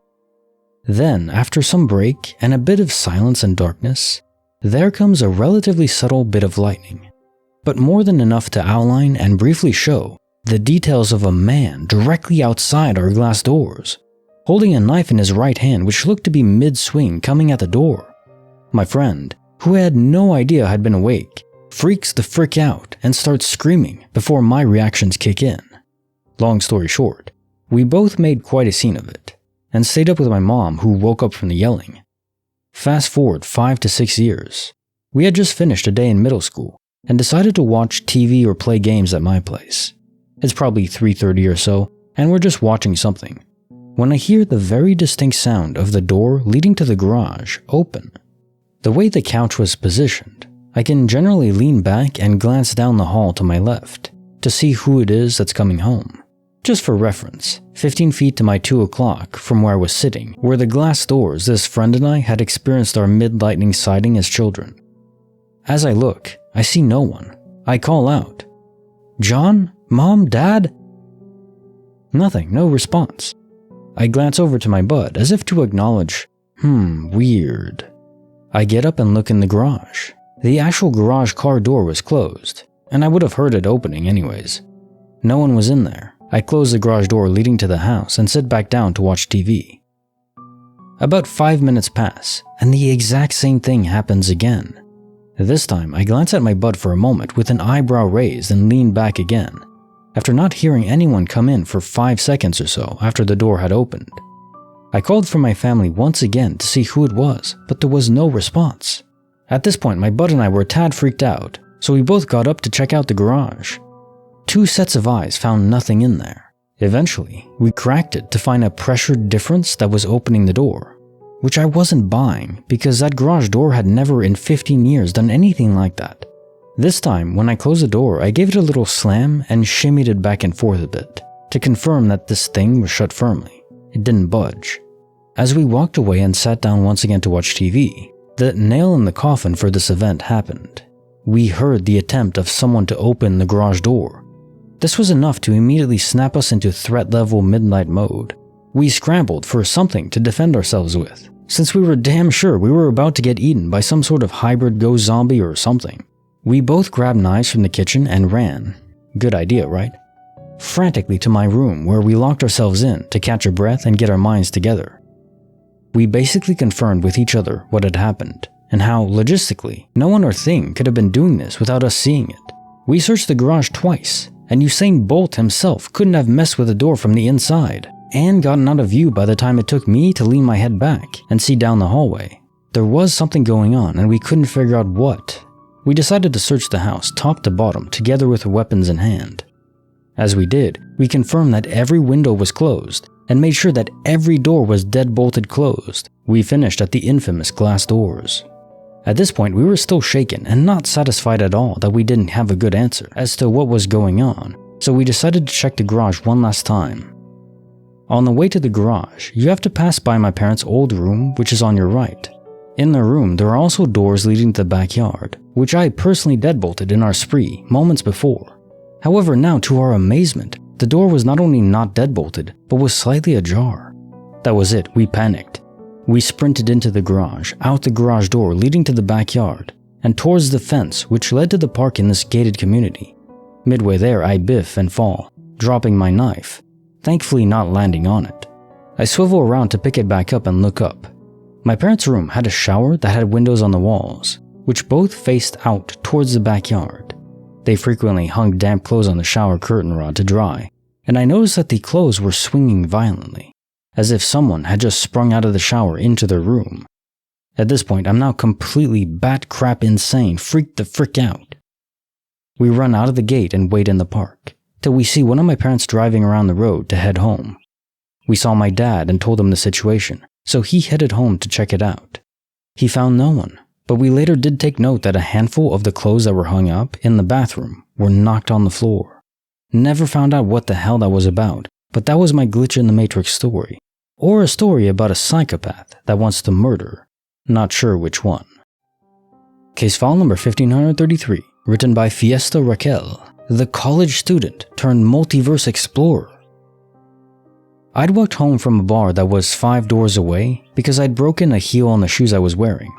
My plan was to get different shoes and go back because my roommate and friends were still there. I took the shoes off and jogged barefoot down the sidewalk because I was alone and it was just before 1 a.m. I placed one foot on my front step, reached into my jacket pocket to pull out my keys, and then I was standing in my living room. I dropped my keys on the floor because I was so startled. I hadn't even walked up the steps, much less unlocked the door and walked inside. All the lights were on and the movie Hitch was playing on the TV. It was a scene where he was walking and drinking liquid Benadryl from a straw. I still had my jacket and crossbody purse on, but the broken shoes I'd been carrying were on the floor, near a table that was against the wall furthest from the door.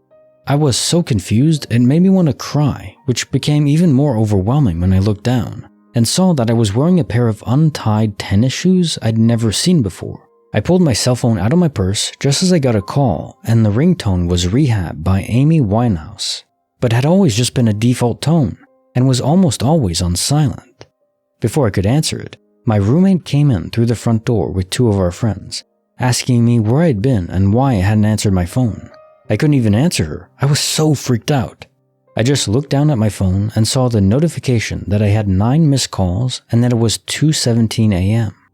I had been gone for over an hour. I sat down on the couch and started crying. It took me at least 10 minutes to calm down enough to tell them what had happened, and they all kept telling me I was just drunk. I knew I wasn't drunk. I'd had 2 beers at the bar because I'd shown up late after working in the restaurant until almost 11:30.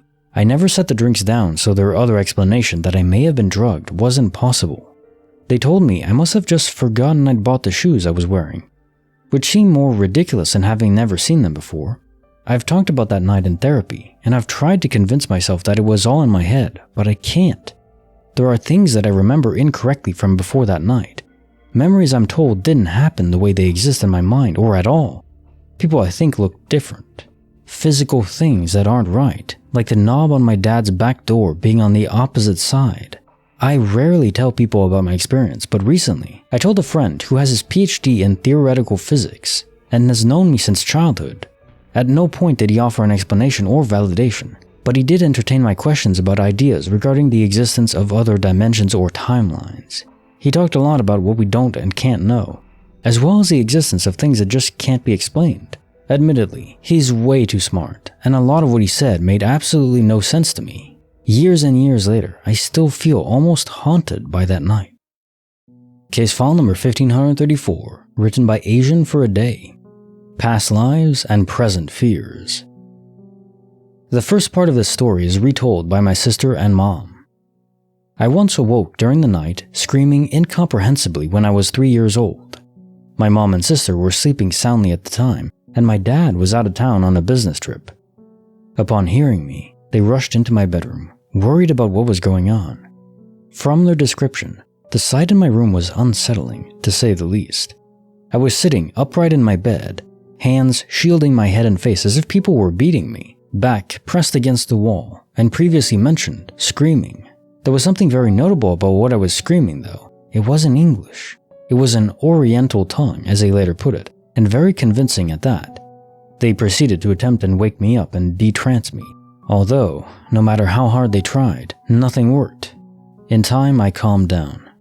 Come next day, I tell my present family about this dream I had that felt exactly like real life. I was in an ancient, distant land where the people were smaller, tanner, with funny-looking eyes, and where everything was just different. I told them I was to be prosecuted. Quoted words were supposedly verbatim, for my beliefs, that I was a hermit living on the side of a mountain after being chased from my village, and that this man, who I was in my previous life, desired for me to ensure the survival of his legacy, whatever that was. The only reason I remotely believe this story is because of how I came to hear it years later. Fast forward to the 2nd grade. I arrive home one day with a massive stack of books, every single one of them having to do with Japan, which, since the day I actually learned of it, has held a very odd allure about it to me. And before this story is a weeaboo's wet dream, I am no weeaboo. I vividly recall walking into our old home, eager to share about this strange, intriguing land with my family. The very moment I mentioned my new interest, my mom appeared to have died. Her entire body went pale, mouth suddenly agape, eyes wide, muscles tense. Seeing her like that left me with the impression I was in big trouble. But after gathering herself and reassuring me I had done nothing wrong, she fetched my sister and they retold me the tale of the night I turned Japanese or got possessed. Case file number 1535, written by Adventure Begins. My mysterious time warp on a country road. A little backstory. I commute back and forth to school every day. There are two ways that I can go to and from school. If I take the highway, it will be about 20 minutes, but if I take the backcountry roads, it's about 35 minutes. I sometimes like to take the country roads back, so I can have the windows down and relax after a long day. The country road is a straight shot, no turns I have to make. I just drive until I head back on the highway for the last 5 minutes. Yesterday, I decided that since my one class got cancelled, I would take the country road back home to feel a nice breeze and have a relaxing time. The country road takes about 20 minutes by itself to go through. 15 if I really speed to go through, but I never usually do. I left at around 3 p.m. in the afternoon and I had the radio on, was listening to music, had the windows down and was having a good time. This is usually the time I get to ponder the day and just get my thoughts in order. I realized that as I was driving, the sky is getting darker and darker, as if it's turning into nighttime. I distinctly remember looking at the clock in my car when I first left school and it was just after 3 p.m. But when I look at the clock now, it says that it's nearly 7:30 p.m. I think to myself, this can't be possible. There is no way that it took me 4 hours to travel a distance I have done dozens of times in about 20. I'm home and shaking. My gas is not significantly different from when I started. My phone battery is not much different either. I had a soda that I had purchased right before the trip that was still cold. This is the freakiest thing I've ever experienced in my life. Has this happened to anyone else? Case file number 1536, written by Alice Says, 1984. A Tale of Midnight Mystery.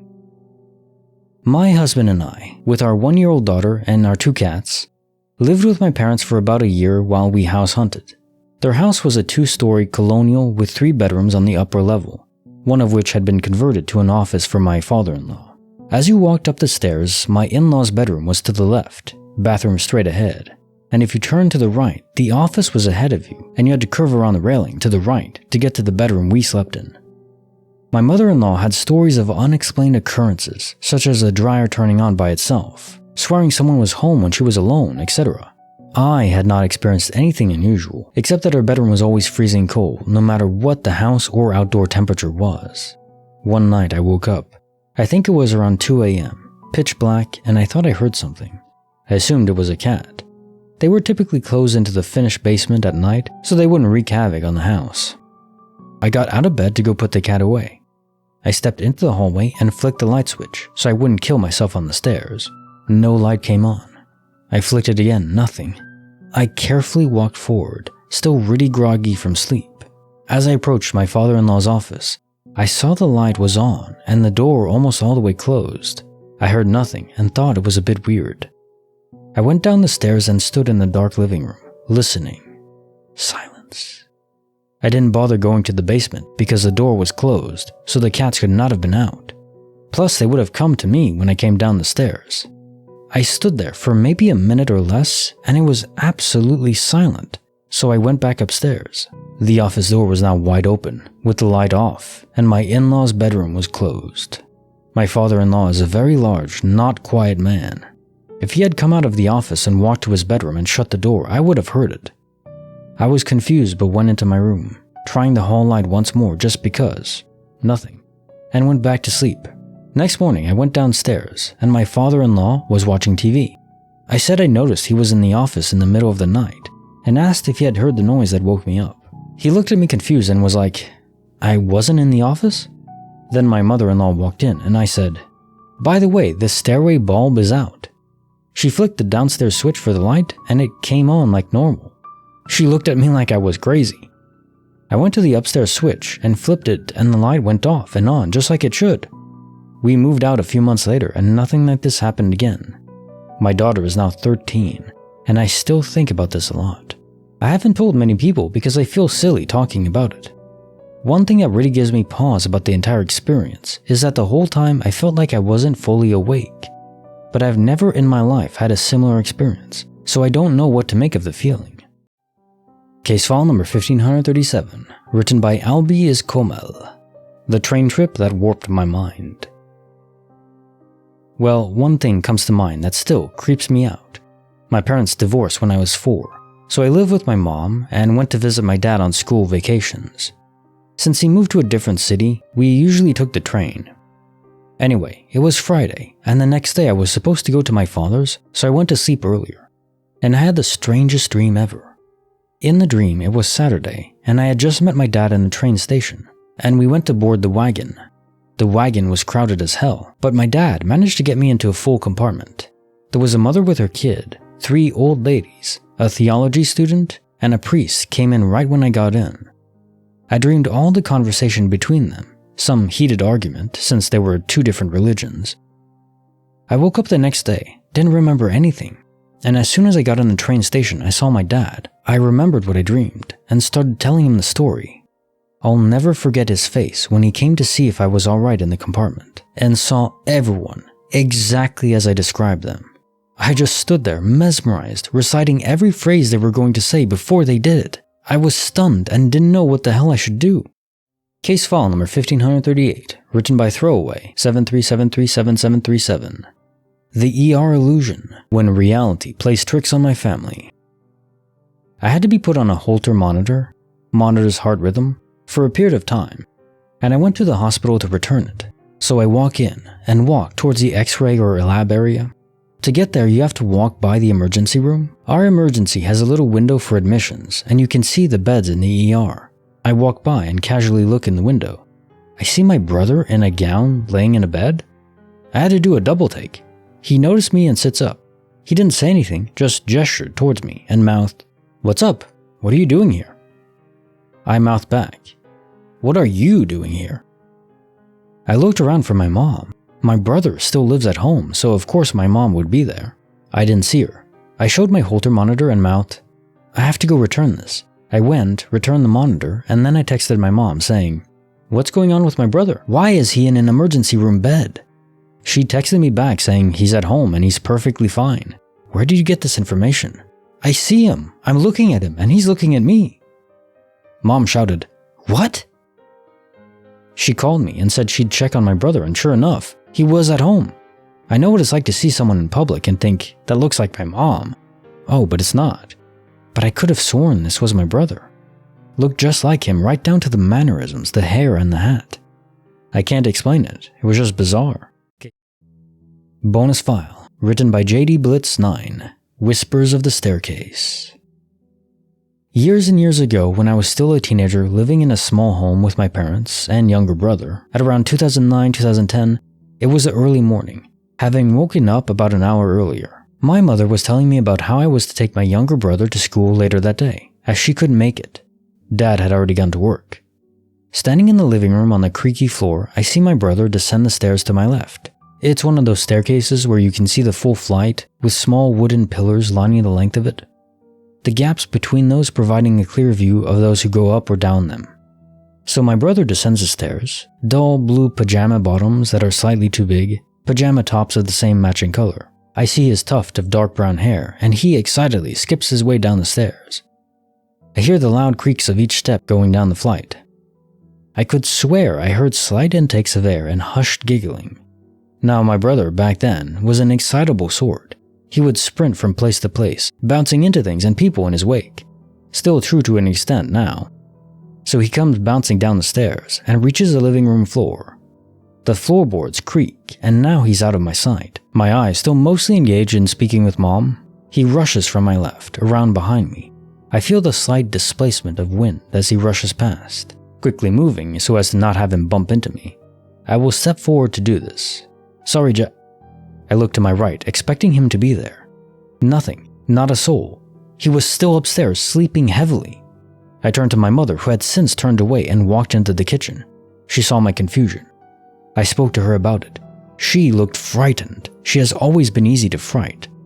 We don't speak of it often, but from time to time it comes up on the topic of spirits and stuff. I'm not a believer generally, but nothing has felt quite like that. My mind plays games with me, making me hear and see things that were not there, or maybe they were, because I could swear I saw him, I could swear I heard him. Nowadays I say it was out of the corner of my eye, but it was much more of a glance than that I simply haven't had the heart to admit out loud. I try to explain it away and often do without telling the full story, but with all the details, I cannot. But I wasn't tired, I had been up for a while and had a decent night's sleep before. I wasn't ill, I highly doubt the monoxide detector was out, and I have never seen anything like this before or after. It just bugs me. I can't reason with it. It's not the biggest occurrence in the world, far from it, but I am lost. Case notes for the bonus file. Case file number 1539, written by Have You Seen My Marbles? The game of chess that broke my universe. A few years ago, my dad and I were playing a game of chess on the floor in the living room. We were having a good time, nothing really special to note about the game itself. But all at once, everything became extremely disorienting. The lights were flashing on and off, and I was trying hard to grab onto the couch, pull myself up, and just hold onto something in my confusion. I then woke up laying on the floor, chess pieces scattered everywhere, my dad nowhere to be found. I ran downstairs to the basement where his bedroom was. He was sitting in his chair on his computer, chatting with Facebook friends as he normally is. I asked him, "What happened?" He said, "What do you mean? We were just playing chess upstairs, what happened?" He just seems a little confused and says, No, we weren't." I didn't reply back to this, I just turned back around baffled and went back upstairs. I knew explaining this to him would not go over well, so I didn't even bother. What the hell do you think happened? My boyfriend thinks he pulled a prank that went wrong, causing me to have a seizure, but then lied about it. But I just can't see a father doing something like that and then lying about it. However, he is very anti-medicine, maybe? I know that answer is more logical, but I often wonder if there was something more going on. I don't know, I'm normally an extremely logical person, but in this case I can't help but wonder. Aliens? Matrix glitch? Who the hell knows? I've experienced other smaller glitches that are much more obviously some kind of glitch, like a deer running fast, legs moving but staying in one spot, or being told I was gone for hours when only minutes had passed for me. So I really can't discount some sort of glitch here. Case file number 1540, written by NeverGrewUp89, My Cell Phone versus the Universe.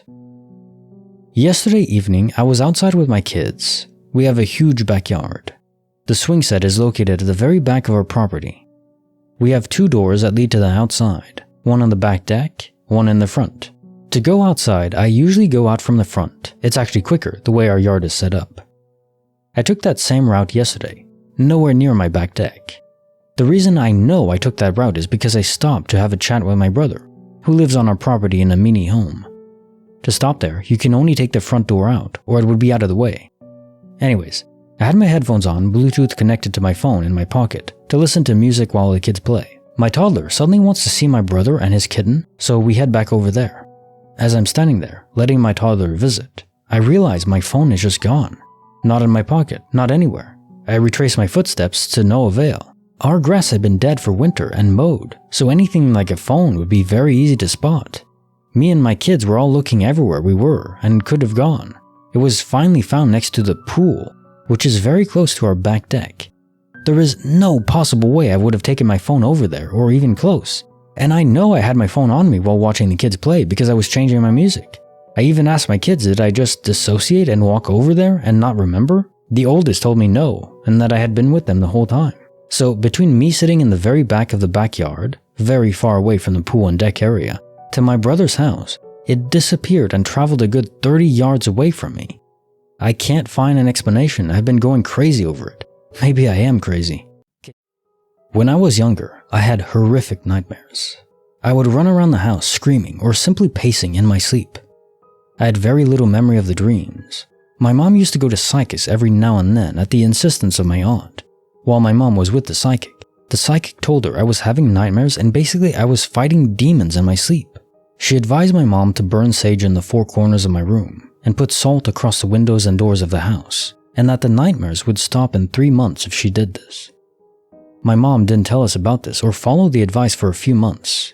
The nightmares continued and eventually she decided that she could try it. But still she didn't tell us because if it worked, great. If not, no one would know or make fun of her.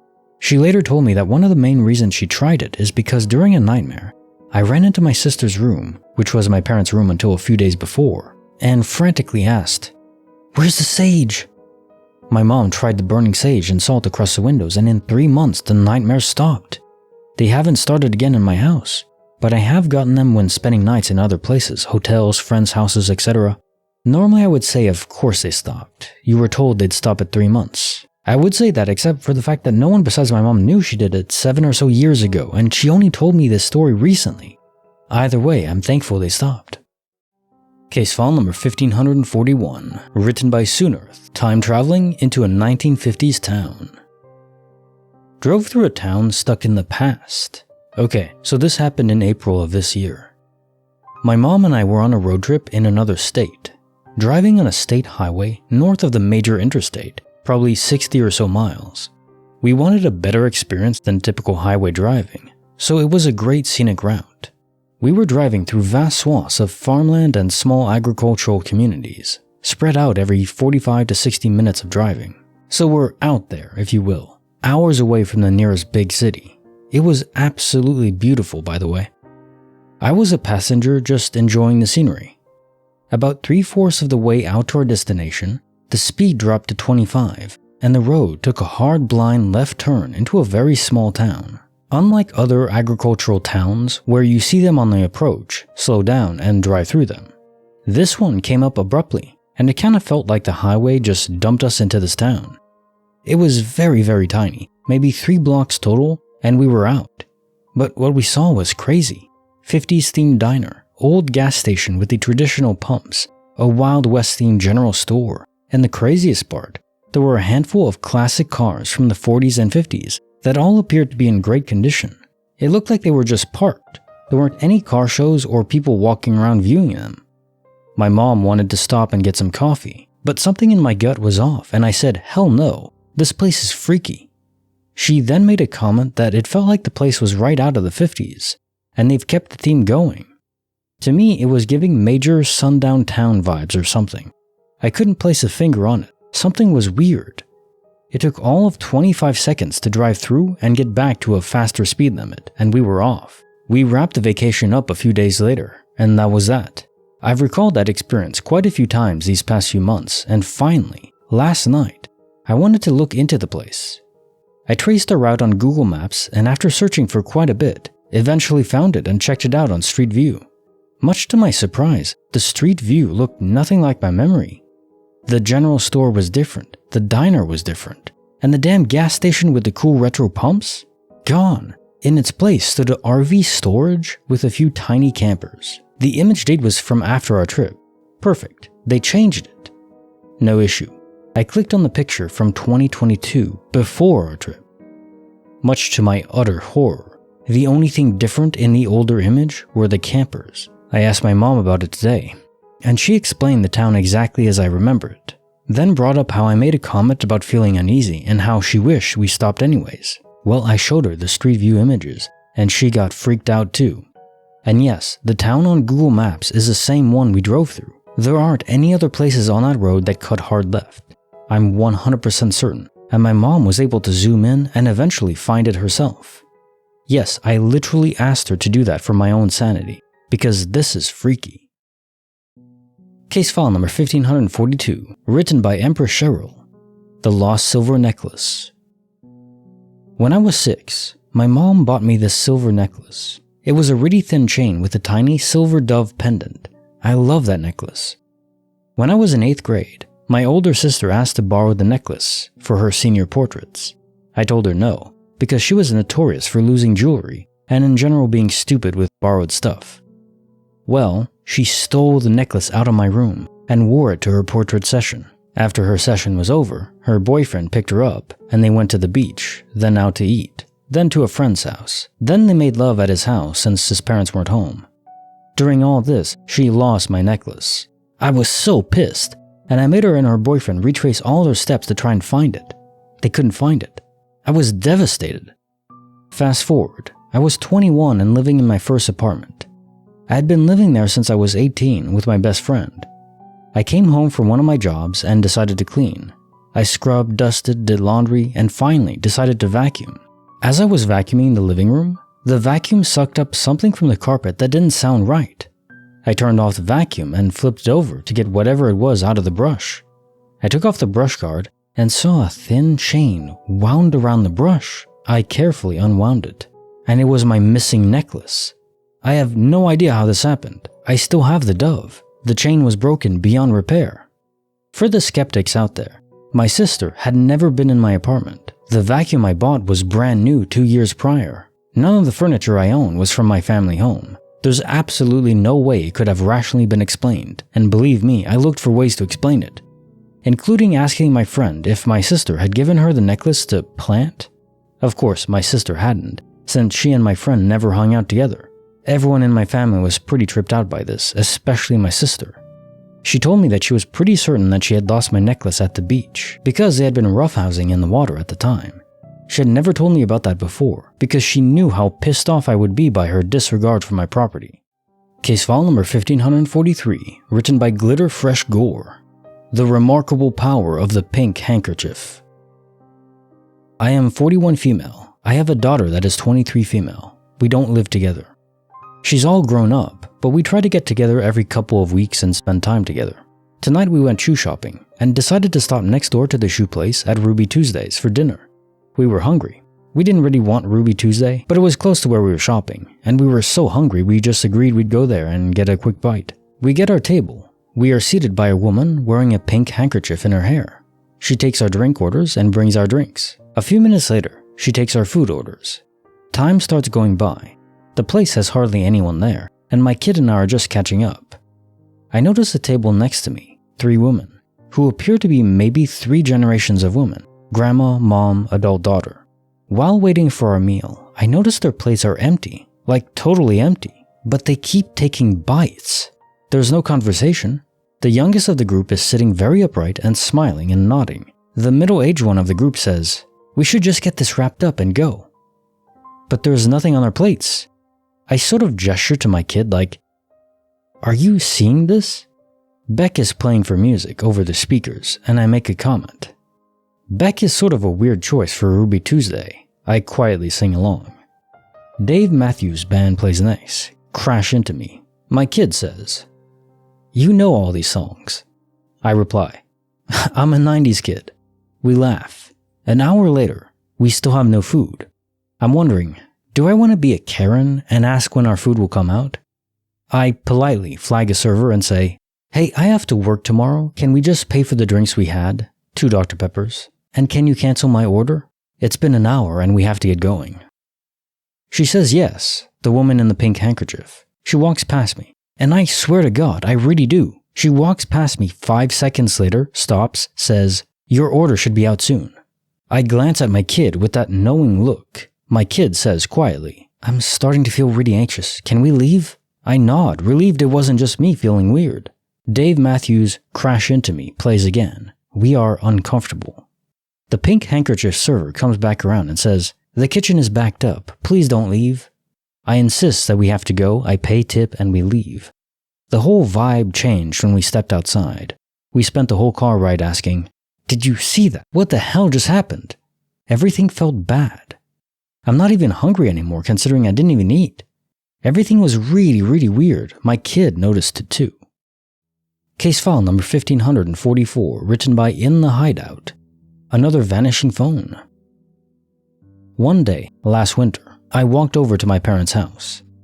They were not home at the time, and I don't actually live there and don't have the key. So I waited in the backyard for someone to arrive. I was kind of tired at the time, so I laid down on the ground. I was laying on my side, and my phone started to feel uncomfortable in my pocket. I take it out of my pocket and place it right in front of me on the short grass. Also, since it's the winter, the grass is pretty much barren and certainly not overgrown at all. Inexplicably, the phone literally vanishes into thin air right before my eyes. It's weird because at the same time, my vision kind of shifted like 90 degrees, so that I was instead looking at the sky when I had been looking to my side. This is when the phone disappeared, because when I looked to my side, where I had been looking just a moment before, the phone is no longer there. All this happened within about 2 seconds. I had no idea what to make of this. Honestly, at the time, my brain just couldn't process what was happening, so despite the absurdity of it, I just thought to myself, whatever. So I roll over on my other side, and this time my wallet is making me uncomfortable. So I take it out as well and do the same thing. And the exact same scenario occurs again, just on the other side, and it vanishes into thin air. At this point, I'm going insane, so I stand up to look for both items, and they are completely gone. Nowhere to be found, never found again. I was not intoxicated, on drugs, drunk, or anything like that. I could not have hallucinated having my phone and wallet to begin with because I had them on the walk over and had actually used my phone on the way over, as well as used my wallet to buy something at the store and take the bus. The laws of physics were manipulated, 100% undeniable fact. Seemingly impossible, but how can something continue to be impossible once it happens? Actually, there is something called quantum tunneling that maybe could possibly explain it, if we needed a true scientific explanation. But the chances are just so remote that I conclude that indeed the laws of physics can be manipulated by some unknown forces. I'm just trying to figure out why and how. Who the hell stole my crap? Starting to believe that in my current human form, it may be impossible to find out the actual answers to these questions. But there must be some entity or entities somewhere in the cosmos that know. Caisson File 1497. The Finnish boy who became Spider-Man. So 8th floor. We're talking at least 80 feet, if not higher.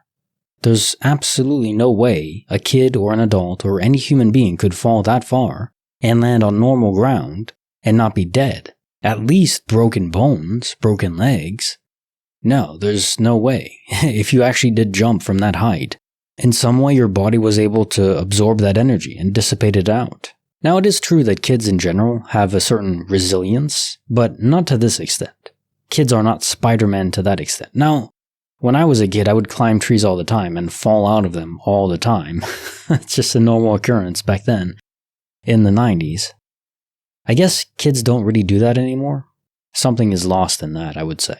To me, there's no possible explanation for this outside of some sort of glitch. Maybe a guardian angel that somehow reduced your speed as you were falling? Something like that. It seems like your father knew and really believed it, because of the comic book and the window being opened. He knew you jumped, and of course, in his mind, how could that be? So it makes sense that he would be apprehensive. But I'm glad he didn't get angry with you. I think there's better ways to address parenting issues than just anger. Caisson File 1498. The Case of the Phantom Pants. Well, it's always good to go back to a good classic of quantum duplication. It never fails to titillate the mind, and kinda make you hope that something you love that is important will duplicate for you. Money, $100 bills, Subway sandwiches, that kind of thing. Come on, universe, roll those dice. Caisson File 1499. The plane, gone in a blink. The quack standard strikes again. Multiple witnesses, seeing at the same time. No one influenced each other. Just pure bizarreness. Seen as a duo. What you saw must not have been of this universe, because, if it was, a plane disappearance is literally worldwide news. Do you remember the Malaysia Flight 370, I believe it was? It vanished seemingly without a trace. Even the transponder disappeared. Now, was that a glitch in the Matrix? Maybe not. Could have been hijacked, I guess. But if it actually was a glitch, then it is worldwide news for weeks. My guess is, because I haven't heard of a plane disappearing like this in quite a long time, and not since the Malaysia one. Given that, I think this wasn't a plane that was in the universe, or it temporarily was in your vision and your friend's vision, but it wasn't really here. It was just a universal, multiversal transmutation, which is more common, and yeah, not an actual disappearance. Because an actual disappearance is, for an entire plane, that's a DOP event that just doesn't happen. Unless the Malaysia one is an example of it happening. And in those cases, you have to ask, where the hell do they go? Is it just a different universe, but then there's multiple copies of themselves in that universe at the same time? That would be truly bizarre, and that universe would have questions that could not be answered. Okay, time for the quote of the day. The most wasted of all days is one without laughter. E. Cummings. I agree with this, and this is why I pretty much always watch at least one sitcom episode per day, just to get some humor infused into me, and it's great because even on a rewatch, I still enjoy the jokes and still laugh at them quite often, like in Friends. There's so many jokes I know exactly, word for word, intonation for intonation, timing, everything. I mean, I still couldn't pull it off as well as the actors do, but I know them well, could basically play them in my mind, and it's still funny, and never fails. I advise always having some humor in your life every day, even if it's jokes you know. Stand-up comedians, sitcoms, whatever it might be, get some humor in your life. Case notes for file 1500, The Impossible Drive from Statesville to Taylorsville. So, falling asleep transition from sudden death. So if you suddenly die from some stroke or some brain aneurysm or something like that, there's medical things that just can kill you randomly, instantly, and you don't even realize. Maybe the realization is becoming very tired, and then you're ported to a different universe and you wake up there. Quantum immortality.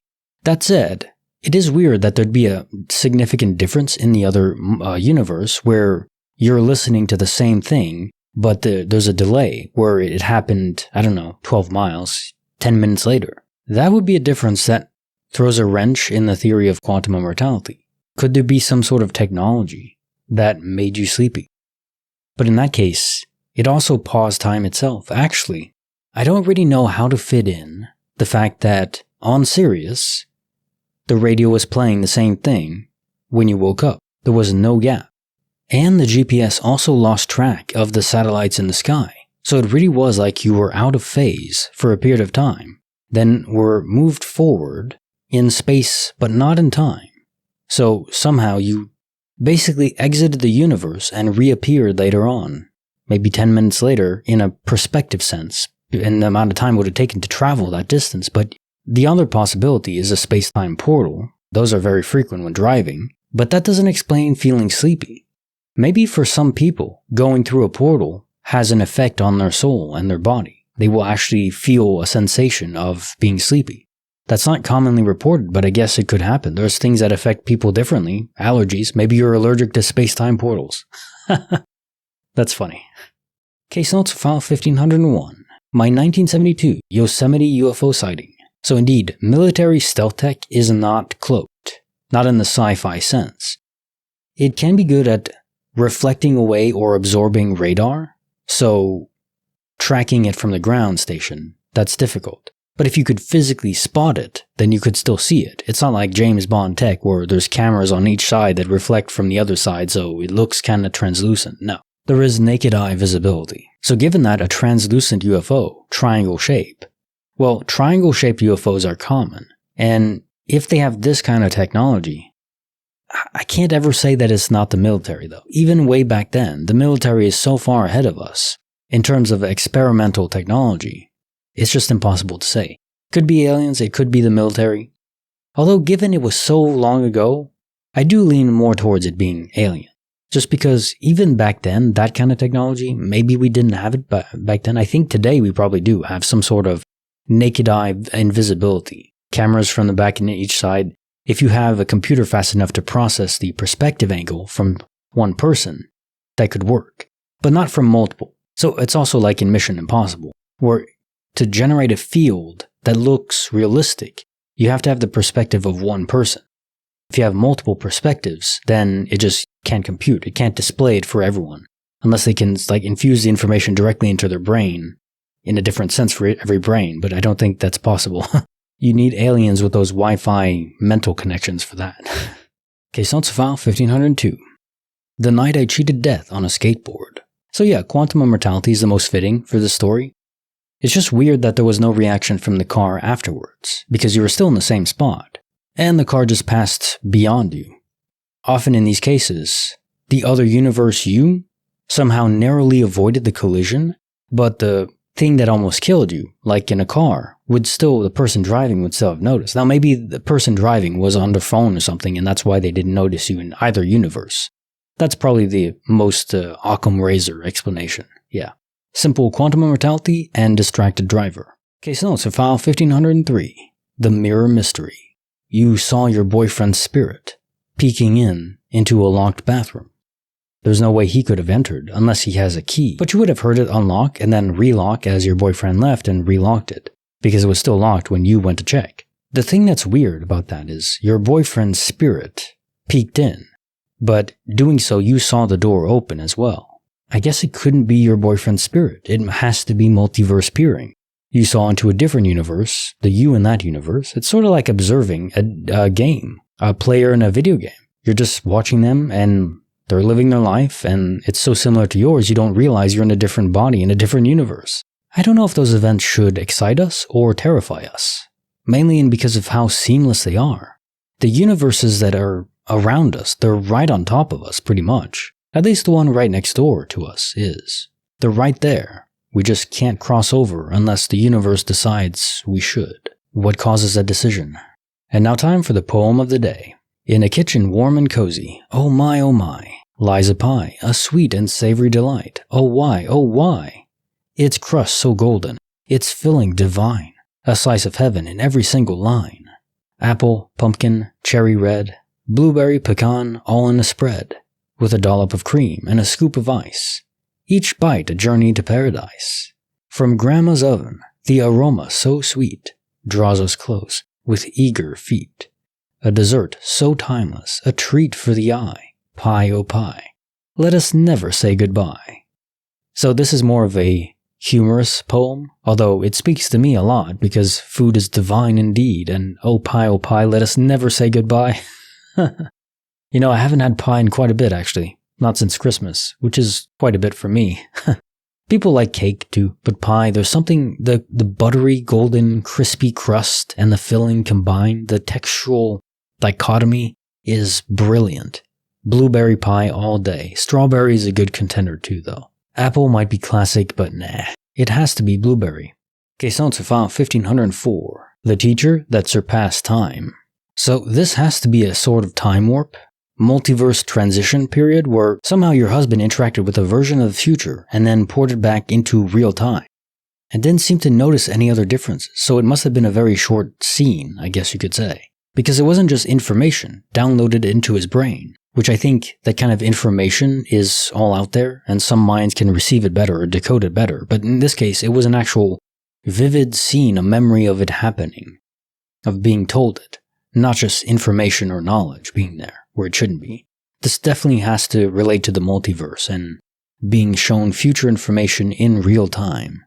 Remember, there's a quantum time foam. There's multiple versions of the future. That's the whole point of the multiverse. Now, it is possible that every single possible future has already happened, but even then, the future is not written in stone. We still have to make our choices based on where we are now, unless this is a replay, which is another factor. You can go on quite the tangent on this topic. I don't know what the true answer is. All I know is, or all I suspect is, there isn't just one future, but the knowledge probably is out there of at least one of them. And the one your husband saw was very near to this one, and knew about your student. Incredible. Question to file 1505. The golden-haired guardian. I think this was a physical manifestation of your guardian angel. The golden hair as a almost sort of breadcrumb leading you to it. I think if you keep collecting those golden hairs, something will happen. And you know, it is pretty common that bodyguards become emotionally attached to their protectee, the person they're guarding. That is very common. And vice versa. Needless to say, if you're not aware your bodyguard exists, you can't get emotionally attached to them, but they could get emotionally attached to you. Who's to say that guardian angels don't have emotions? I don't think they're automatons. So it's entirely possible that if we have a guardian angel, they could become attached to us, beyond the scope of their function, or their job. Case notes file 1506, The Destined Neighbors. It does feel like subtle fate, and I say subtle because I don't believe in absolute fate, but I do believe in being influenced or directed in a certain path. So I think the gist of the word makes sense in this context. I don't believe you had to be with her, but I do believe that forces intended you to be with her. I also don't believe in just one soulmate, but I do believe there are people out there that are especially well paired for us, and finding them can be difficult, so getting help, hey, I'm okay with that. Cupid, shoot your arrow. Question to file 1507, The Mystery of the Disappearing Marlboro Reds. Right, and ending this on a classic DOP, but a bit more extreme, because most DOP happens out of sight, there's no physical touch, so that it was in your hand and then it vanished from your hand is Those do happen, but they're much rarer. And to me, that could lean towards some sort of guardian angel interference. Maybe their guardian angel didn't want them to smoke anymore. I don't know.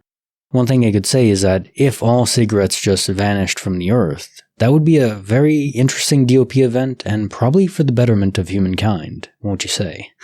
And now time for the question of the day. What is your favorite topping on pizza? For me, it has to be pepperoni or jalapenos. It's a cross between the two. I could have a pizza with just pepperoni or just jalapenos. Now, even better is pepperoni and jalapenos. And even better is pepperoni, jalapenos, and black olives. So I guess, expand on that. What is your favorite pizza in general? All the toppings allowed. Damn, I'm hungry. I'm always hungry. Why am I always hungry? Case notes are file 1508. Tales from the Dark Southern Estate. That detail about all the color draining from your sight, I wonder how that affected the world itself. Because light is just what color light refracts from or reflects from the objects surrounding us. That's color to us. If an object doesn't absorb red light, then we see the object as a crisp red apple. So if the world went completely black and white, that means the material configuration at the atomic level or the molecular level of all objects in the area was somehow morphed without destabilizing them. That seems impossible. So something drained the color from your mind, your ability to process color. Now that's something entirely different. Something was messing with your minds. That's the clearest example of that. And it was intentional, malicious, as you found out with the dead cat in your car, and the blood wall. Damn, that's terrifying. Going back to burn it down? Correct move. Good job, friend. And now time for the quote of the day. Even if you're on the right track, you'll get run over if you just sit there. Will Rogers. There's another adage that if you're not moving forward, you're moving backwards, and it does tend to apply in life. You want to always be switching things up, taking chances, trying new things out. And if you're on the right track, you find what works. Go full steam ahead. Don't let up. Case also file 1509. The hero who disappeared without a trace. I think most likely this was a guardian angel possession. The only human in the area was this man, and he was possessed by a good spirit, your guardian angel, to come and save you in your time of need. And of course, you don't remember the possession. So for him, it's like the day is blank. Or maybe a guardian angel is even able to implant false memories. That's an idea. And again, if it's not malicious, then that's not really much of a concern. Well, depending on the level of risk that the guardian angel possessing you would take. Obviously, if they possess you and your body is damaged, that's pretty bad. But in this case, everyone's good. Case notes are file 1510. The story of two souls meeting across lifetimes. This does bring some validity to the concept of soulmates, but again, I don't believe there's a singular soulmate. I think there are multiple that would be well suited for each individual. And maybe some have more than others. Maybe some people really do have only one soulmate. They're such a specific, unique snowflake. And not saying that maliciously, but they're just so particular that there's only one other person in the world that is a true match for them. Maybe that's possible, but I don't think it follows that there has to be just one. And so maybe it'll follow that you will meet her again in the future. What an origin story for the relationship that would be. Case notes file 1511. Did Fido walk through our walls? Honestly, yeah, that's the most likely explanation, is that Fido just phased through. It happens so often with pets, especially dogs, and sometimes cats. I think it comes down to NPC placeholders. I think for any given moment in time, if you don't have a soul tethered to you, then the universe can just phase you out. You're like a prop, a tree, whatever you render in a game that you don't render when the player isn't in vision of it. There's like a vision cone, and if you move out of it, then you don't exist for that period of time until the observer returns. So I think if you don't have a soul, you're not a real player, then that can happen. Now, I do believe that many pets have souls, but maybe some of them are just advanced AI.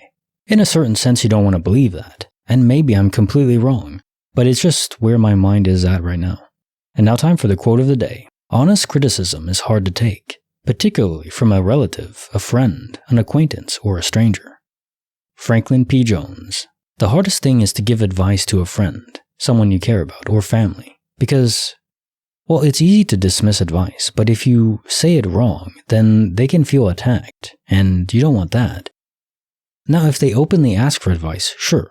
But otherwise, be very cautious. I'm not saying don't give them advice if they're struggling in some area. That is very clear. Financial issues, job loss, or there's plenty of advice you can give, but just tread carefully is all I'm saying. Question File 1512. The day I thought I crashed, but I didn't. I do think a version of you crashed, but it was more the perception of who crashed. It wasn't necessarily the you currently. I think quantum immortality isn't necessarily a great fit. There's variations to the theme, you could say. One way or another, I don't believe this was a dream. It wasn't a vision. I don't believe it was figment, a creation of your mind. I think it really did happen in one universe or another. For whatever reason, you were consciously perceptive of it. Now, it is possible it's just quantum immortality. Question File 1513. The sixth sense of family. Oh, Oto, your sister, is a wizard, because they arrive precisely when they mean to. But no, in all seriousness, this is an uncommon ability that I think everyone has the potential to harness. It is more of a sense than an ability.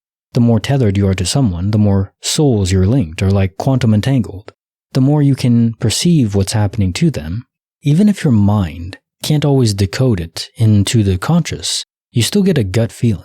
And often that gut feeling is correct. So I always say, trust your gut. No, it's not always going to be correct. The senses we have can be fooled or can be misconstrued by our subconscious. But generally, they're going to be correct or lead you in the correct path. So you might not know why your gut is telling you to go home during the day. But if it's very strong, listen to it.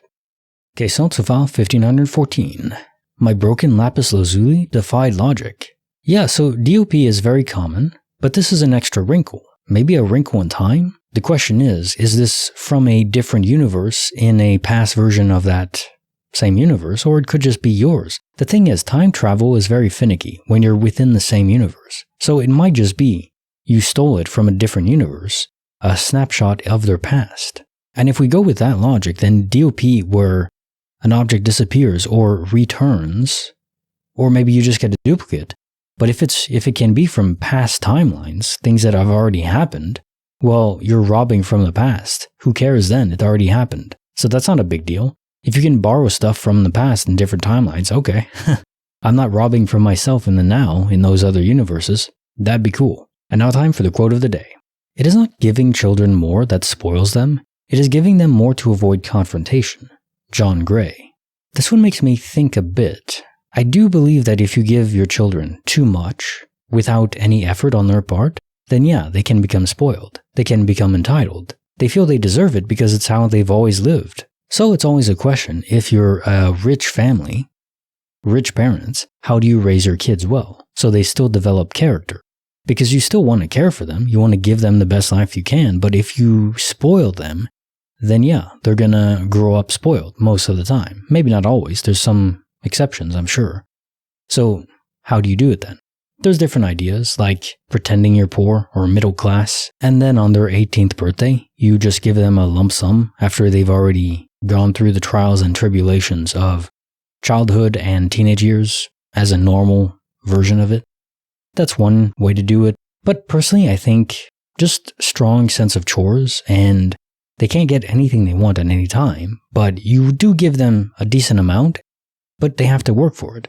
So they do chores around the house, they help around, they get a good work ethic. That's probably the best of both worlds. Question File 1515. I breathed underwater twice without equipment. So is this quantum immortality, and you're moving through different timelines every time you breathe in? You're dying. But I don't think it can be that, because you remember each breath. You remember that and not dying. In quantum immortality, you remember dying, the actual process of termination. So in this case, somehow, maybe you have a genetic mutation that enables you to breathe underwater in limited circumstances. I mean, that's kind of cool. I even prefer that. X-Men style. You are aquatic. No, what's the superhero that can talk to aquatic animals? Aquaman. DC, I think, yeah. Actually, DC and... Wait, X-Men are in Marvels or DC? I'm actually not sure. I like them, but I don't know that detail. Question File 1516. Aliens, government cover-ups, or coincidence? Oh yes, so, when an official source, online or news or whatever, reports on an event or incident that didn't happen yet. They report it before it happened in real life. That'll give your mind something to work on. And there's a famous example of this that I can't utter on YouTube, but I'm sure those in the know what I'm talking about. Do you know what I'm talking about? It's weird. Because yeah, of course, there's a delay in news broadcasts, so they could report it way after it happens, but not before. There's no delay in real life as far as we're aware. So how do they know? Question to file 1517. Trapped in the time paradox at school. I think this would make a great horror story, and just an experience in real life as it actually happened. It's like the dark side of Inner Light from TNG, which is a common reoccurrence in my own reading of stories all over the place, especially lately. The idea of being in a time loop, or living a separate life for years and years and years. In this case, it's even worse, because you're not living a life, you're just stuck in a repeating pattern that you can't escape from until eventually you're let out. I suppose it could be some sort of twisted space-time portal, where you're not taken anywhere in space, you're taken multiple times, reoccurring within time. And I guess if a space-time portal is there in one moment, and then you're sent to the past, and you cross it intersecting again and again and again, maybe it's not even intentional. It's just the fact that you're repeating the same way you did things before, Groundhog Day, because you keep entering the portal that you don't even know is there. So I guess if you're stuck in a repeating pattern that won't end, try to do something different. Maybe you won't cross into that portal again. And now time for the poem of the day. In a land where the laughter flows free, there lived a frog named Mr. B. He wore a top hat, oh so grand, but his dance moves were quite unplanned. He'd hop and skip upon the ground, tripping over, tumbling around. With each leap, he'd croak and squawk, making all the other critters talk. But Mr. B he didn't mind, for he was one of a unique kind. In a world of serious toads, he brought joy down the roads. So if ever you're feeling glum, remember Mr. B and hum, for life's too short to take too seriously. Just dance like him, oh so deliriously. A hop and a skip in your step. You ever did that when you were a teenager or even a child? You'd just be walking down the road and suddenly start to hop and skip around. It's like the burst of energy and happiness and joy. There's no reason you can't do that as an adult. Go for it. Question to file 1518. The Sweaty Gem Enigma. QI doesn't fit because only the soul travels. So if you're in a new universe and you still have the normal keys and they don't fit, well, the keys shouldn't travel with you. You're just occupying the body of that universe. So it's not quantum immortality. Somehow, your entire reality, or a strong segment of it, was shifted. Now, maybe it was some sort of multiverse vision, and then when you go back the next day, the lockers are going to be back to normal, and of course you have the wrong keys then. But outside of that, I'm stumped. Question to file 1519. From Waffle House mugs to mystery apples.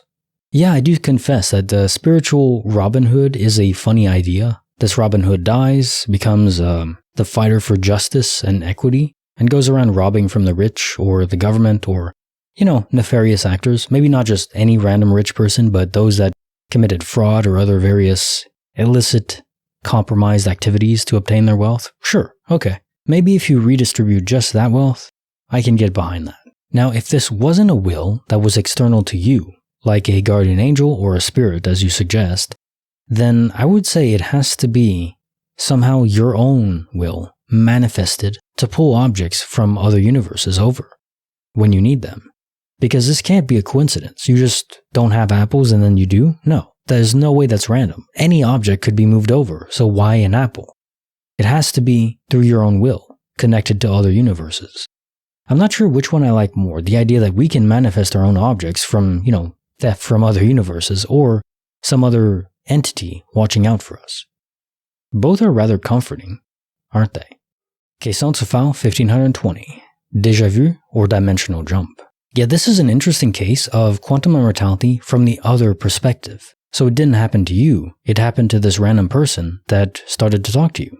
They're from a different universe, their soul is, and now they're inhabiting this person. He's always been in this universe, but his memories are now different because he's a different person. Memories define a large part of who we are, and yeah, they're different or fused together. So what he remembers really happened to him in a different place, far, far away. Case notes for the bonus file, the ghostly hoodie. Sure, it's like a delayed, ethereal quack standard. And now time for the question of the day. Do you have an inner monologue talking to yourself? And if you do, because apparently some people don't, which is just mind-blowing as much as any story I've ever read, some people can't talk to themselves, and some people have asphantasia, I believe it's called, where they can't picture things in their mind. Wow, that'd be crazy. Or is it aphantasia? Yeah, I think it's aphantasia. Anyways, they can't picture things in their mind. Imagine that you have aphantasia and no inner monologue. So you can't talk to yourself and you can't picture things. That would be depressing. I guess you never know what it's like to have those abilities, but damn. So yeah, to answer the question, I definitely do have an inner monologue, and normally I address myself as we. Part of me is separate, talking to itself. Isn't that weird? I think most people talk to themselves as we. But am I right? What about you? Case also file 1521. My roommate's fury transcends space and time. So it appears that mental connections on the soul plane level, they defy distance, or disregard distance, rather. So 20 miles, 20,000, quadrillions of miles separated by light years, it doesn't appear to matter. It is exactly the same as quantum entanglement in principle. And quantum entanglement is so bizarre because you can entangle two particles, and if you affect one, the other one will be affected no matter the distance. It could be light years and light years, which 1 light year is 6 trillion miles. Regardless of the distance, it could be infinite. Something causes one particle to affect the other instantaneously. And we don't know how. Now, you can't transmit information this way. So that is different because these mental soul connections do transfer information. But the process underlining it might match with whatever affects quantum entanglement to be able to affect the other particle. You can't transmit information via the quantum entanglement because you can't agree upon where the particles are in their initial state. To observe the entangled particles would collapse their waveform and then separate the entanglement. So you can't know what spin orientation one is in and the other without looking and then destroying the entanglement. That's the problem. If you could observe without affecting the particles, then you could transmit information, but as far as we know, you can't do that. Case also file 1522. My sister was lost in time. So a time loop maybe, but space-time portals tend to linger behind in the same area, so traveling through one doesn't collapse it. Usually, or not usually, they can be unstable, but then there's a visual aura about them when they are, at least in the few times we've seen them collapse. Heard them collapse in stories. And this only happened once, so if it was a loop, it would continue to happen again and again and again, or even if it's just in space, you zip back up, you would have noticed that. So I don't think it can be a space-time portal. Probably multiverse quacksite, which is just to say, you saw your sister in a different universe. And of course, for her, nothing was different. She never did that in this universe. There's just so many different copies of us running around doing different things, slightly different in different universes. If we can see them all, we can literally see our loved ones do absolutely anything. Which is very interesting to think about. What do you want to see your loved one do? Maybe you'd always hope that they'd take up dancing or something, and one universe they have, and maybe they're amazing at it. Now time for the quote of the day. Forgive your enemies, but never forget their names. John F. Kennedy. Yeah, I mean, this is just a variation on forgive, but don't forget. And it makes sense, because yeah, you can forgive someone who's demonstrated that they're trying to change their ways and they're not going to repeat it. One time, maybe two, but I think just giving person a second chance, but not a third, multiple times after that. Not really that kind of person. You get one extra chance with me. But anyways, the idea is that, yeah, you can forgive someone, but you still need to remember what they did, because at any point they could relapse in their ways, you could say. Not necessarily drug-related, but you get my gist. Always be mindful of what they did, but don't bring it up to them. It's not malicious ammunition. It's just there to keep you grounded. So maybe don't trust them 100%. Maybe bump it up to 99%, depending on what they did, of course. If they did something extremely small and minor, then it's not a big deal. That'll be up to your judgment. Case also file 1523. The Vanishing Streets in Puerto Rico. You know, I'm not even sure if that's the correct way to say Puerto Rico. Puerto Rico. It's just fun to say. And I always find it funny when people don't know that Puerto Rico is technically a US territory, so people who live there are US citizens, although they can't vote if they live there, which is a whole weird thing about it. Anyways, I think the splitting of realities between multiple universes must be so disorienting, especially when changes are so massive like this one. So you somehow walked out into the street and it wasn't your street. So maybe a space-time portal connected with a multiverse event, because the road wasn't there in recheck. So it couldn't have just been your universe. Question sur file 1524, a 5th grade mystery. Yeah, while I do hold space-time portals as very common occurrences and responsible for a lot of glitches, I think in this case, it's probably the dead pocket theory. So when you die, you transition to a different universe. In this quantum flux realm, there can be servers created, or maybe they're always there and just waiting for people to join, but basically, they exist in a state where there are no other humans or almost no other humans. Maybe there's another person in Nepal on a mountain that's just waiting his transition to a new universe. But basically, there's very, very few people. And if you think about it, there's about, I think, 2 people that die every second, or is it just 1? Maybe 1 person dies every second, something along those lines. On the scale of the globe, people are dying often, but it's not that fast, that many, if you consider the scale of the planet. So if, say you're in this dead pocket server for 5 minutes, 10 minutes, what is that? You get maybe 600 people that are in the entire globe at that given moment, because eventually they're transitioned out to their new universe, their new destination. So if this is true, at any given moment, maybe it just one in this dead server simulation, holding area, buffer area, there could only be 600 other people in the entire planet.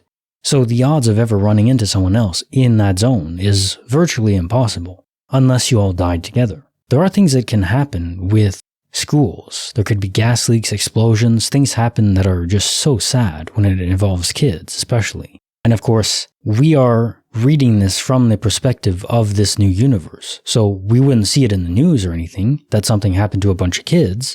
We would have no idea because it happened in a different universe. That news story is headlines probably nationwide over there, maybe worldwide. But for you, you just never know. Case notes for the creepy file. What really happened at the red light?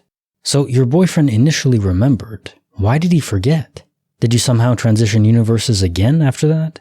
Probably not. Maybe your boyfriend was just too scared to even admit it to himself. Trauma can lead to a blockage of a memory. So maybe it's just trauma. And he subconsciously blocked the memory out after going to bed. That happens all the time when something affects you that disturbs you greatly. It doesn't have to just be pain.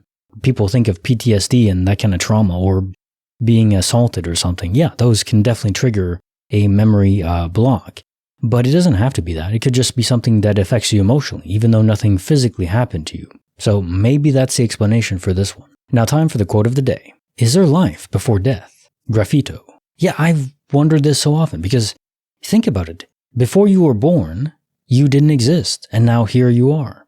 So, you just think about it again. If you die, you return to that same state of non-existence. If there's no other universes, you're capped out on that. There's no heaven, there's no hell, there's no simulation. It's just this. Well, you didn't exist before, and here you are. So it really is a logical way to reach reincarnation. Now, probably you don't retain your memories from past lives, if this is the case, but it's sort of like the universe recycling its material into different configurations. But the consciousness that is self-aware, maybe you die and instantly you're reborn in a different form. That's kind of a cool idea, but it does make you a bit concerned that you can come back as, say, an insect or something. I hope not. I would hope to come back as a human being. Or what if you come back as an alien in a far distant world? That could be interesting. Case notes for file 1525. How my grandpa cheated death 3 times. What a fascinating story from a horrific time in our human history. Was it some sort of divine justice intervention to deal with these Nazis? To protect you from them? But it still makes you wonder. Guardian angels are so interesting because they don't protect everyone. People do die. Outside of quantum immortality. So why do guardian angels only intervene sometimes for some people? Are those just the main players? Or is there some other reason? Maybe they're important for the grand scope or story of the human race. I suppose that's one way to think about it. Maybe he had to have you for some reason. Or is it not a guardian angel, and it's just some sort of innate ability to know what to do in any given moment? Maybe you are your own guardian angel, so to speak. I don't know, but damn, what a story. Case notes of file 1526. The strange tale of a jug on a stump. What a wholesome story in the end. Your father overcoming his addiction permanently, by all appearances, and then remembering that painting. That's just this innocuous, unassuming painting, but he found the Craigslist ad at the same time as you two. Damn, that's definitely synchronicity, symmetry in that. And it might just be that you and your father are connected on that deeper level that we can't fully explain yet. I will say, magic or not, keep that painting around. I think it could be the glue between you and your father. Case notes for the bonus file. The mysterious wire strippers. So the first anomaly actually seems to be almost impossible, because even if spirits can manipulate the physical world in some rare events, some rare cases, they still affect the real world. So if they move an apple, it'll fall to the ground and bang on the floor and receive damage. If there's a board that's nailed in, if the spirit could somehow rip it off from the nail, off from the position it's fixed in, you would see evidence on the board of it being damaged. So I don't even know what to make of this. The only thing I can think of is somehow some entity messed with all your minds in the same way. So they made you see something that didn't actually happen. And then the repeated loop with the cat, that's probably unrelated. And the wire strippers knowing exactly what to say and your voice transmitting far away. And then the time anomaly with that, damn. There's so many things going on in the story I couldn't possibly hope to explain it all. But it really just comes down to the universe is weird. We can't know everything, at least not now. And by the time we explain all this stuff away, we'll just have new questions. That's life. And it's awesome, isn't it?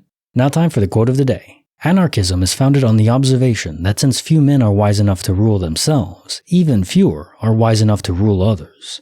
Edward Abbey. I always found the concept of wanting to rule over others bizarre. If you're secure in yourself, well, why would you want to rule over anyone else, especially against their will? Or to gaslight them into thinking that it is on their will? It's like now, in the US. I won't get too political, but just to say that we have two people that are frontrunners to be president, and both are so old that they could die any second. And they're mentally not all there. How could you be at that age? Is this really a free choice? None of this makes sense, does it? I don't think it does. Now you could say, oh, can we just get rid of everything? Not easily, but it makes more sense than being ruled over by an 80-year-old, doesn't it? I think so. Case notes of file 1527. Drenched without a trace. Yeah, so there are rare water glitches like this, maybe 3 or 4 in my entire career of narrating stories, where there is some person or some drip of water that seemingly comes from nowhere. And in some cases, there's entire pools of water just drenching a floor or even just a hardwood floor. Maybe it's not a carpet. The only thing I can think of that makes any sense is somehow transposed water from a different universe. We have DOP where physical objects can move between universes, so I guess why not water? And I guess it's a specific area, volume of water. It's not the entire ocean or something like that. It's more like a sphere or a geometric shape within a given area of water that ported over. The other possibility is this was a prank by your husband, who didn't mention it to you beforehand, that there was some weird puddle on the carpet. So maybe he pretended it was small because he created it and it was soaked. But to do that, never mention it, I don't know. I don't really buy that this is a prank, but it is possible. We'll just keep that there. Case notes of file 1528. My phone into the abyss. So let's just get one thing straight. A specific will saved your phone from the washing machine and apparently reset time itself. Now, again, I don't know if this is guardian angel stuff, simulation developer, or maybe you yourself, your own will, somehow save the phone and reset it back in time.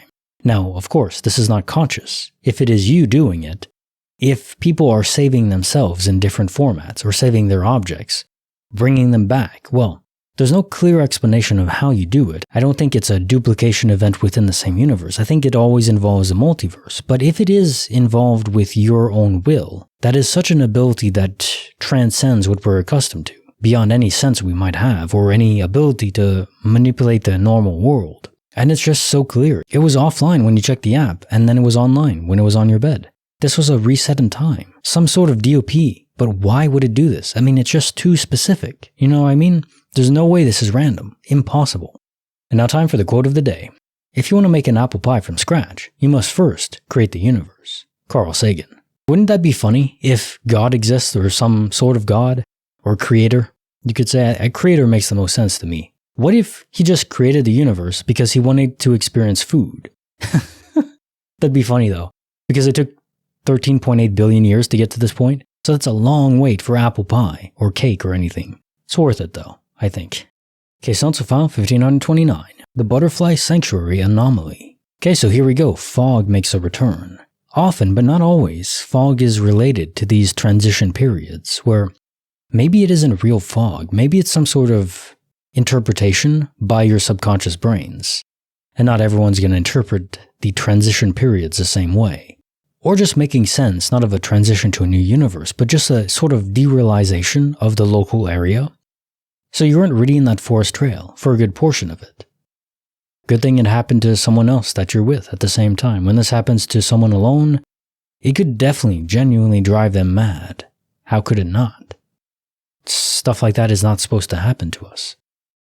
Case Notes of File 1530. A surreal Argentinian summer mystery. Just interesting to me that you don't always remember being in this dead server, or maybe you don't always have to go there. Again, it might be related to maybe the bulk of your informational transfer. Maybe old souls have more to copy over, so it takes more time. Or it's just a distance between the originating universe and the new one. Maybe if it's really far away, then it takes longer. Or maybe everyone goes there and they just don't remember it. Some people do, some people don't, almost like remembering a dream. But given how innocuous this party gathering was, it does beg the question, if this was quantum immortality, what terminated you in the original universe? Case Notes of File 1531. Chasing My Dreams. This is one of the more unique and disturbing stories I've read that is somewhat related to supernatural glitch stories, because imagine dreaming and being lucid dreaming, sort of aware of your own dream, and then you're invaded by something you can't control. Are there actual people out there that specialize in this sort of thing? To identify people in the dream realm, whatever that might be, if it's beyond just happening in our own mind, and they can invade or penetrate into your mind when you're asleep in this realm and interact with you, or even control you. Because, as you say, you weren't able to fly again after this. So somehow, maybe it's a mental block. Maybe it is just a figment of your imagination. Maybe there was no real human there that it affected you. You just were controlling your own mind. But the idea of dream invaders, men in black, that is just creepy as hell. I don't want anyone invading my mind as I'm dreaming, or ever, but especially as you're dreaming, because you're already in that vulnerable state. And yeah, the city that you dreamt of, that only had one other person that dreamt of it too. Just goes to show you that maybe there's more to dreams than we think of. Maybe they exist as a real place. Or maybe it's all just information interpreted by our brain, and sometimes that information can be shared. But I do know that lucid dreaming is fascinating, and I wish I could do it. I've tried many times, I just never could. I never even remember my dreams for some reason. I don't know why. And now time for the poem of the day. In the painting of life, where twists and bends, lies a cherished treasure trove, a bond that mends. Through laughter and tears our journey wends, guided by the compass of cherished friends. In their embrace our spirits take flight, through darkest hours and brightest light. With them life's colors are vividly bright. In their presence all feels just right. Like stars that shimmer in the night's vast dome, friends illuminate our path, guiding us home. In their laughter we find our heart's true tone, a melody that resonates wherever we roam. With shared secrets whispered in the quiet of night, and adventures embarked upon at morning's first light, in each other's company we take flight. In the symphony of friendship our souls unite. So here's to friends, the ones who stay true, in every season, in skies gray or blue. With them by our side we'll always renew the magic of friendship, forever in view. Nice little poem about friendship and united bonds, because yeah, we are stronger together, aren't we? And not just in combat against other people, but just against life itself. You always want to have someone you can lean on, and for them to be able to lean on you. As they say, you know who your real friends are when times are tough. Case Notes of File 1532. The Glass Doors That Hold Infinite Secrets. So this is a loosely supernatural tale instead. More mild than usual, probably just a stalker crazy person. But you never know with these things. It could be a spirit of someone malicious. And I also found that the lightning strike that illuminated the man in the picturesque horror frame style, I would say that's so cool, but it's terrifying indeed if you actually are in there in the moment dealing with that. How would you deal with being in a horror movie? Would you be the first one to go? Would you venture away from the group and get eaten alive by the monster or killed by the murderer in this case? No, I think I would try to stick with the group. And now time for the quote of the day. When men are pure, laws are useless. When men are corrupt, laws are broken. Benjamin Disraeli. We have a government because we think we can't trust the other people. Okay, there's some logic to that. But here's the problem. The government is run by other people. And usually the worst people imaginable are drawn to that kind of power. So it's a conundrum. If you have no government, well, you probably get chaos, right? But then if you have government, you get chaos that's attuned for specific people. Anarcho-tyranny, I think they call it. I don't know if there's a simple answer to that, but it is something that we should all think about. Certainly, do not trust any politician. You'd have a better chance with a random person on the street. Case notes file 1533. The college student turned multiverse explorer. It is pretty clear that this is a different universe, with the different shoes, the doorknob, other anomalies that just don't add up fit with what you're accustomed to remembering. Quantum immortality in a nutshell. But the time gap and disorientation? If you're the person that is being jumped into, you're just going about your day, and then there's a soul transfer process initiated, because another you died in a different universe and their destination is the you in this universe. Would you feel it? How would that process go? Maybe there would be a sort of dissociation with reality for a brief period of time, because you're trying to fuse two souls together, or maybe one soul, but that was separated and has to be recombined. And maybe this process is difficult on the conscious mind. So you kind of blank out, you lose track of time, maybe time itself slows down, or all kinds of anomalies in perception could apply when this happens. But that's just an idea. Makes some sense though. Case notes file 1534.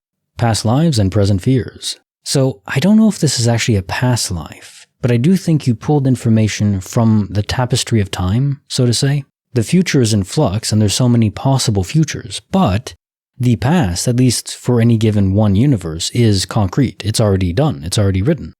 So you could think of it as a movie, and if you're able to peer back in that tapestry of time to glance at whatever you want, in this case it's not actually consciously willed, it's just something that your subconscious pulled a thread of. Maybe it was random, maybe it pulled it for some reason, maybe some other force shoved it into your mind. I don't know why, that would be pure speculation, but I do think you're just pulling from information from events that already happened. It probably really did happen. I don't think it's necessarily related to you, like you're a reincarnated soul or anything like that. Maybe, but that's not my gut impression. I think it's just information, and information goes a long way.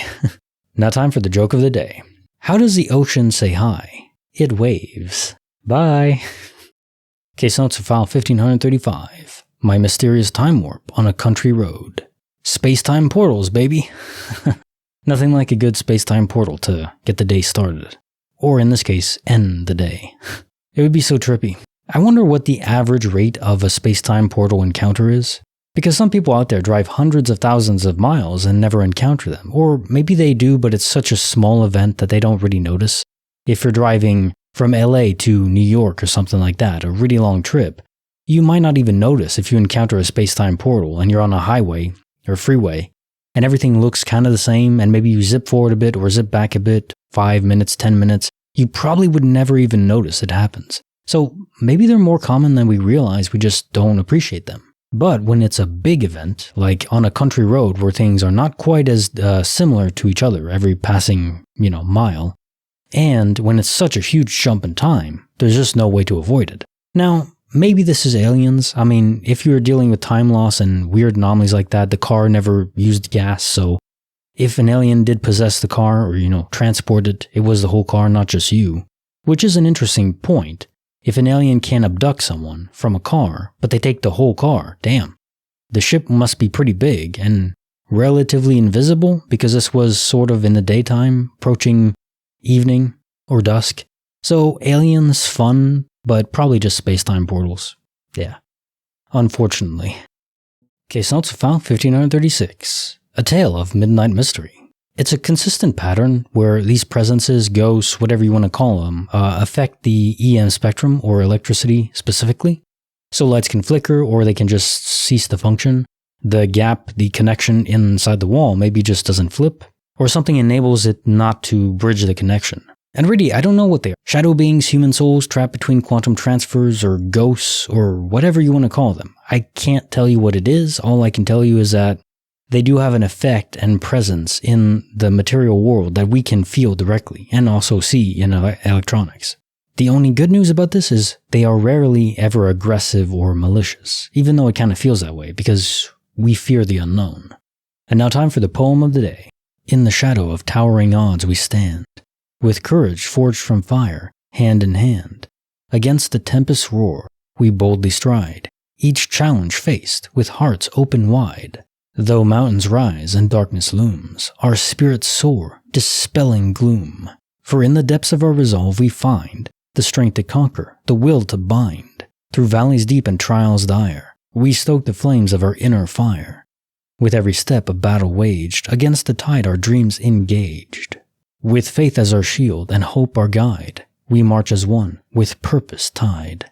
For in the face of insurmountable odds, we rise unyielding against the gods. So let the world witness our fierce resolve. As we defy fate, our fears dissolve. For in the heart of every daunting fray lies the promise of a brighter day.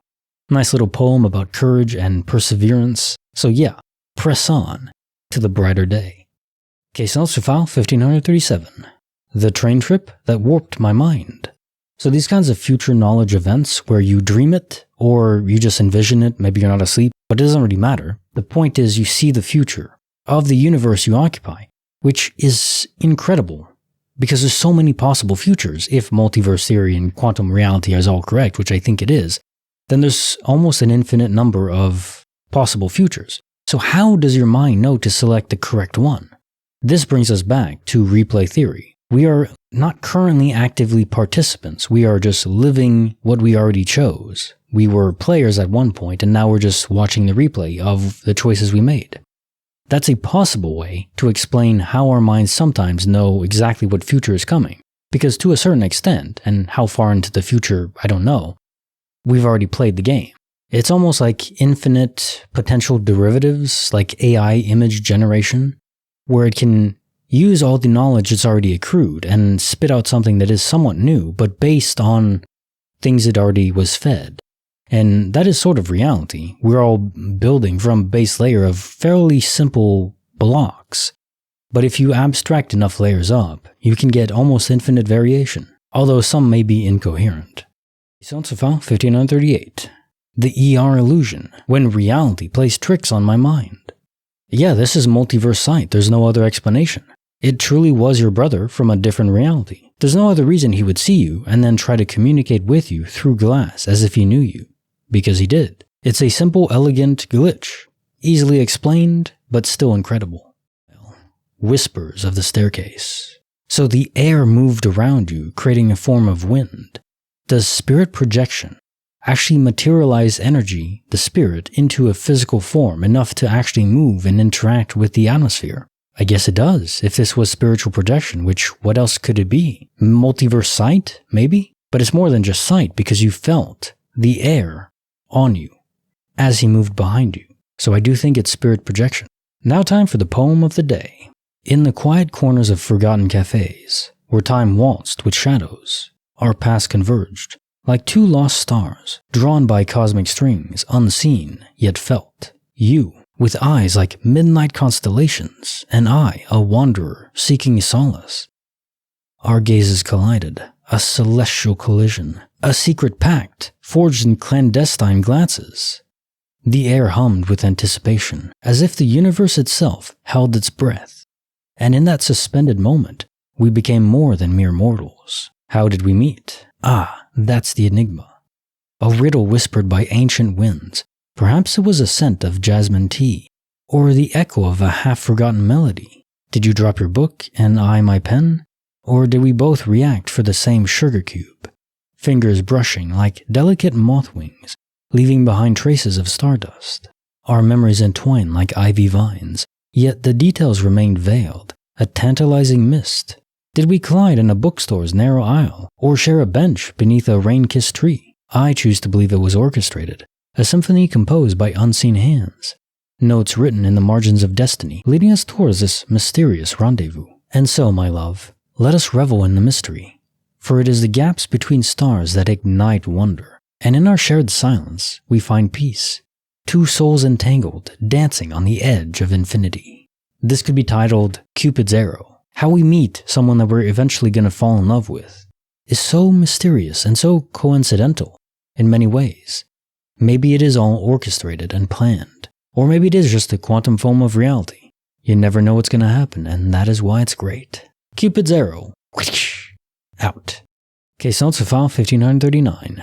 The game of chess that broke my universe. Yeah, this being a prank doesn't make sense, or just a bad father. If your kid is having a seizure while you were playing with them in chess, you wouldn't just abandon them on the floor and go do something else in the basement. What the hell is that? I mean, I'm sure there are fathers like that neglectful. But I don't think that's this. I mean, those kinds of parents aren't even around to play chess with their kid, so I don't think that's it. I can't say it's absolutely impossible, I just don't really think it's that. Do you? Maybe it's a multiverse crossover event that just had poor compatibility. So again, I think when a multiverse event happens, if you're crossing over, or maybe if someone is crossing over into you, well, you're crossing over into you, but the you from a different place. If there's enough differences, maybe there's just a process that is difficult to fuse together. It's like a fusion of souls. We know there's a fusion that happens in reality between atoms, and that releases tons of energy, and it's an incredibly explosive event. I've been watching Oppenheimer, so that's on my mind a lot. Anyways, I think these kinds of fusions, recombining of elements, it's not always a smooth process. So that's probably what happened here. Or it might just have been a medical issue, but it just doesn't explain the father not reacting. That doesn't make any sense if it was just that. Results for file 1540. My cell phone versus the universe. Yeah, phones are always disappearing and reappearing these days. I'm lucky, never happened to me, but something about phones. Maybe they're in sort of a quantum flux themselves because of all the electronic components, but I don't think it's that. I mean, physical desktop computers have more components and more power behind them, but they never disappear. I've never heard of a story where someone's computer, laptop yes, but not a large desktop-sized computer, disappearing. So I do think that size matters. The bigger an object is, the harder it is for the universe to lose track of it, or for some other entity to pull it out of the universe for a period of time. So yeah, these small phones that we use all the time, they're always with us, so we're more prone to notice when they go missing. Case notes for the bonus file. A mother's secret ritual. I have some questions about this one, because why is it specifically 3 months? Why not 2? Why not 4? Why not immediately? Why does burning sage and salt take time to act on ghostly forces in the area? Why wouldn't it be instantaneous? Now, I don't know, and it seems pretty clear that it really did work because the mother told no one, so they didn't even know there was a process ongoing, and it was affecting the mother's child, so the child wouldn't have said, well, my nightmares are over, if they weren't, so it really did work. It's just interesting why it did. Maybe it's not even related to the items. Maybe it's like in Harry Potter, where a wand, you can cast magic without a wand, but a wand helps to focus your intent. So maybe it's that. Maybe our own soul creates a sort of bubble around an area, but you need some item. It's almost like the placebo effect for medicine, where if you truly believe that you're curing yourself, then you can't fix everything, but there's a lot of things the body can heal on its own just by believing that something else is helping. It's very odd, but maybe something similar happens with the soul. If you believe, or you at least suspect there's a possibility that something can help you, then your own soul can project outward a sort of force field. Now time for the funny fact of the day.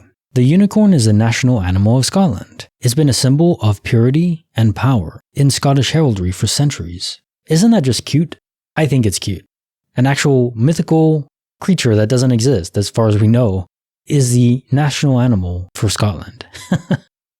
I don't know if there's any other countries on Earth that have a kind of mythical creature as their national animal. I'll look it up, but it's pretty fun. Question File 1541. Time traveling into a 1950s town.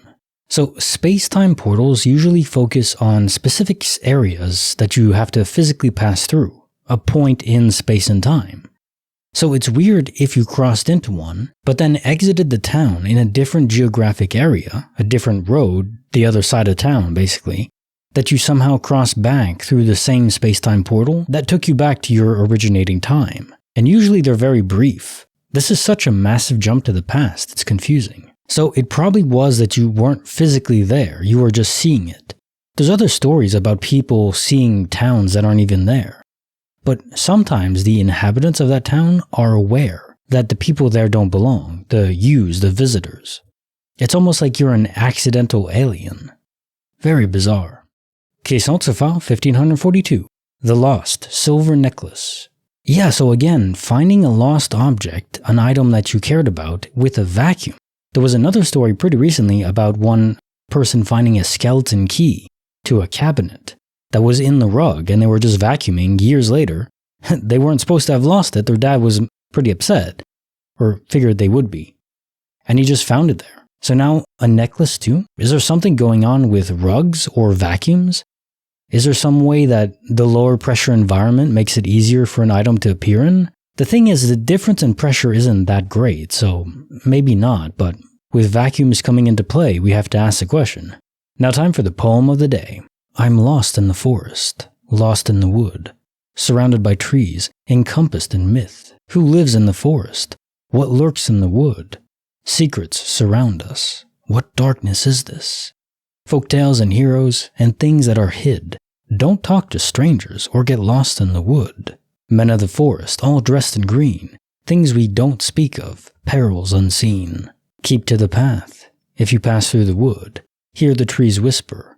Beware of the wolf. Written by Andrew Green. For sure there are perils out in the world. It's one giant forest. And beware of the wolf, especially the wolf in sheep's clothing. Question File 1543. The remarkable power of the pink handkerchief. It's like seeing a fusion of different moments in time. So you saw people eating in the restaurant. The food wasn't served on time. The restaurant was backed up. And then people were eating even though there was nothing on their plates. They were having conversations about things that don't make sense. It's almost like the diner in Stargate SG-1, where Daniel is dead, but he's really in the realm between life and death. Maybe there's something similar. Maybe it's not just quantum immortality. Maybe when you exhaust all possible avenues of other universes in the multiverse, then you go to this diner, and it's a buffer area where you're reset back in time. Or just allowed to continue living in some format. Just an idea though, because you did have your daughter with you, so did you both die? I don't know. But the most interesting fact is how you instantly felt better as soon as leaving. It's like you re-entered your dimension. Or there's another example too. I saw a video of a girl that went to a pond, or a lake or something. She had two glass boxes. One she put in the water and then another one above it, and then she applied pressure to push water up into the extra glass box that was above the water level, and then put fish food up in there. So fish would enter in, and then they would be able to see an entirely new world because fish never see above water, other than that. So now they're able to perceive this new environment that is similar but yet entirely different. It's like other beings trying to create a pocket dimension where we can sort of exist in, but it's not quite right for us. Or like in Interstellar, where the beings, the future us or aliens, wasn't very clear, constructed a new reality, just in the sense that we could perceive it through our limited 3 dimensions, 4 dimensions with time. Maybe something like that's going on. Maybe it's almost like trying to interact with us, but not being able to. Question File 1544. Another vanishing phone. Oh, I like that line a lot. The entities in the cosmos that know. Indeed. In the cosmos, in the universe, or even transcending it above the universe in a different dimension. We'll never know, or maybe we'll know, but not right away. And I think that applies in most cases. I think there is entities' will. I like to attribute it to some sort of will, some sentient being's desire manifested in our reality. But it's so specific and random, the objects it takes from, phones, wallets in this case. It's more like some entity wanted you to know that it existed. It had the ability to influence your reality. sort of twisting your perception. You were looking at it and then you were looking up without realizing you made a movement to look up. That is weird, isn't it? Now, time for the quote of the day. In the end, we will remember not the words of our enemies, but the silence of our friends. Martin Luther King Jr. Well, I certainly agree with this quote. How could you not? The words of our enemies will impact us in the moment, but we don't really think about them long term.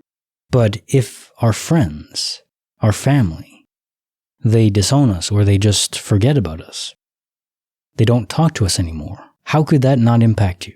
I mean, unless you're a complete loner. I mean, even I'm introverted, but I still have some friends, and if I did something so egregious that they stopped talking to me, they put me in the realm of silence, then that's the grandest judgment. There's a line like that in Diablo 4, which the cinematics and the story I actually quite enjoyed. It's where Lilith talks to an angel, and the angel is fallen. He wants to get back to heaven, and Lilith says, after he asks them, begs them, why won't you talk to me? What do I have to do? And she simply says that silence is their judgment, which is a perfect line. Very good.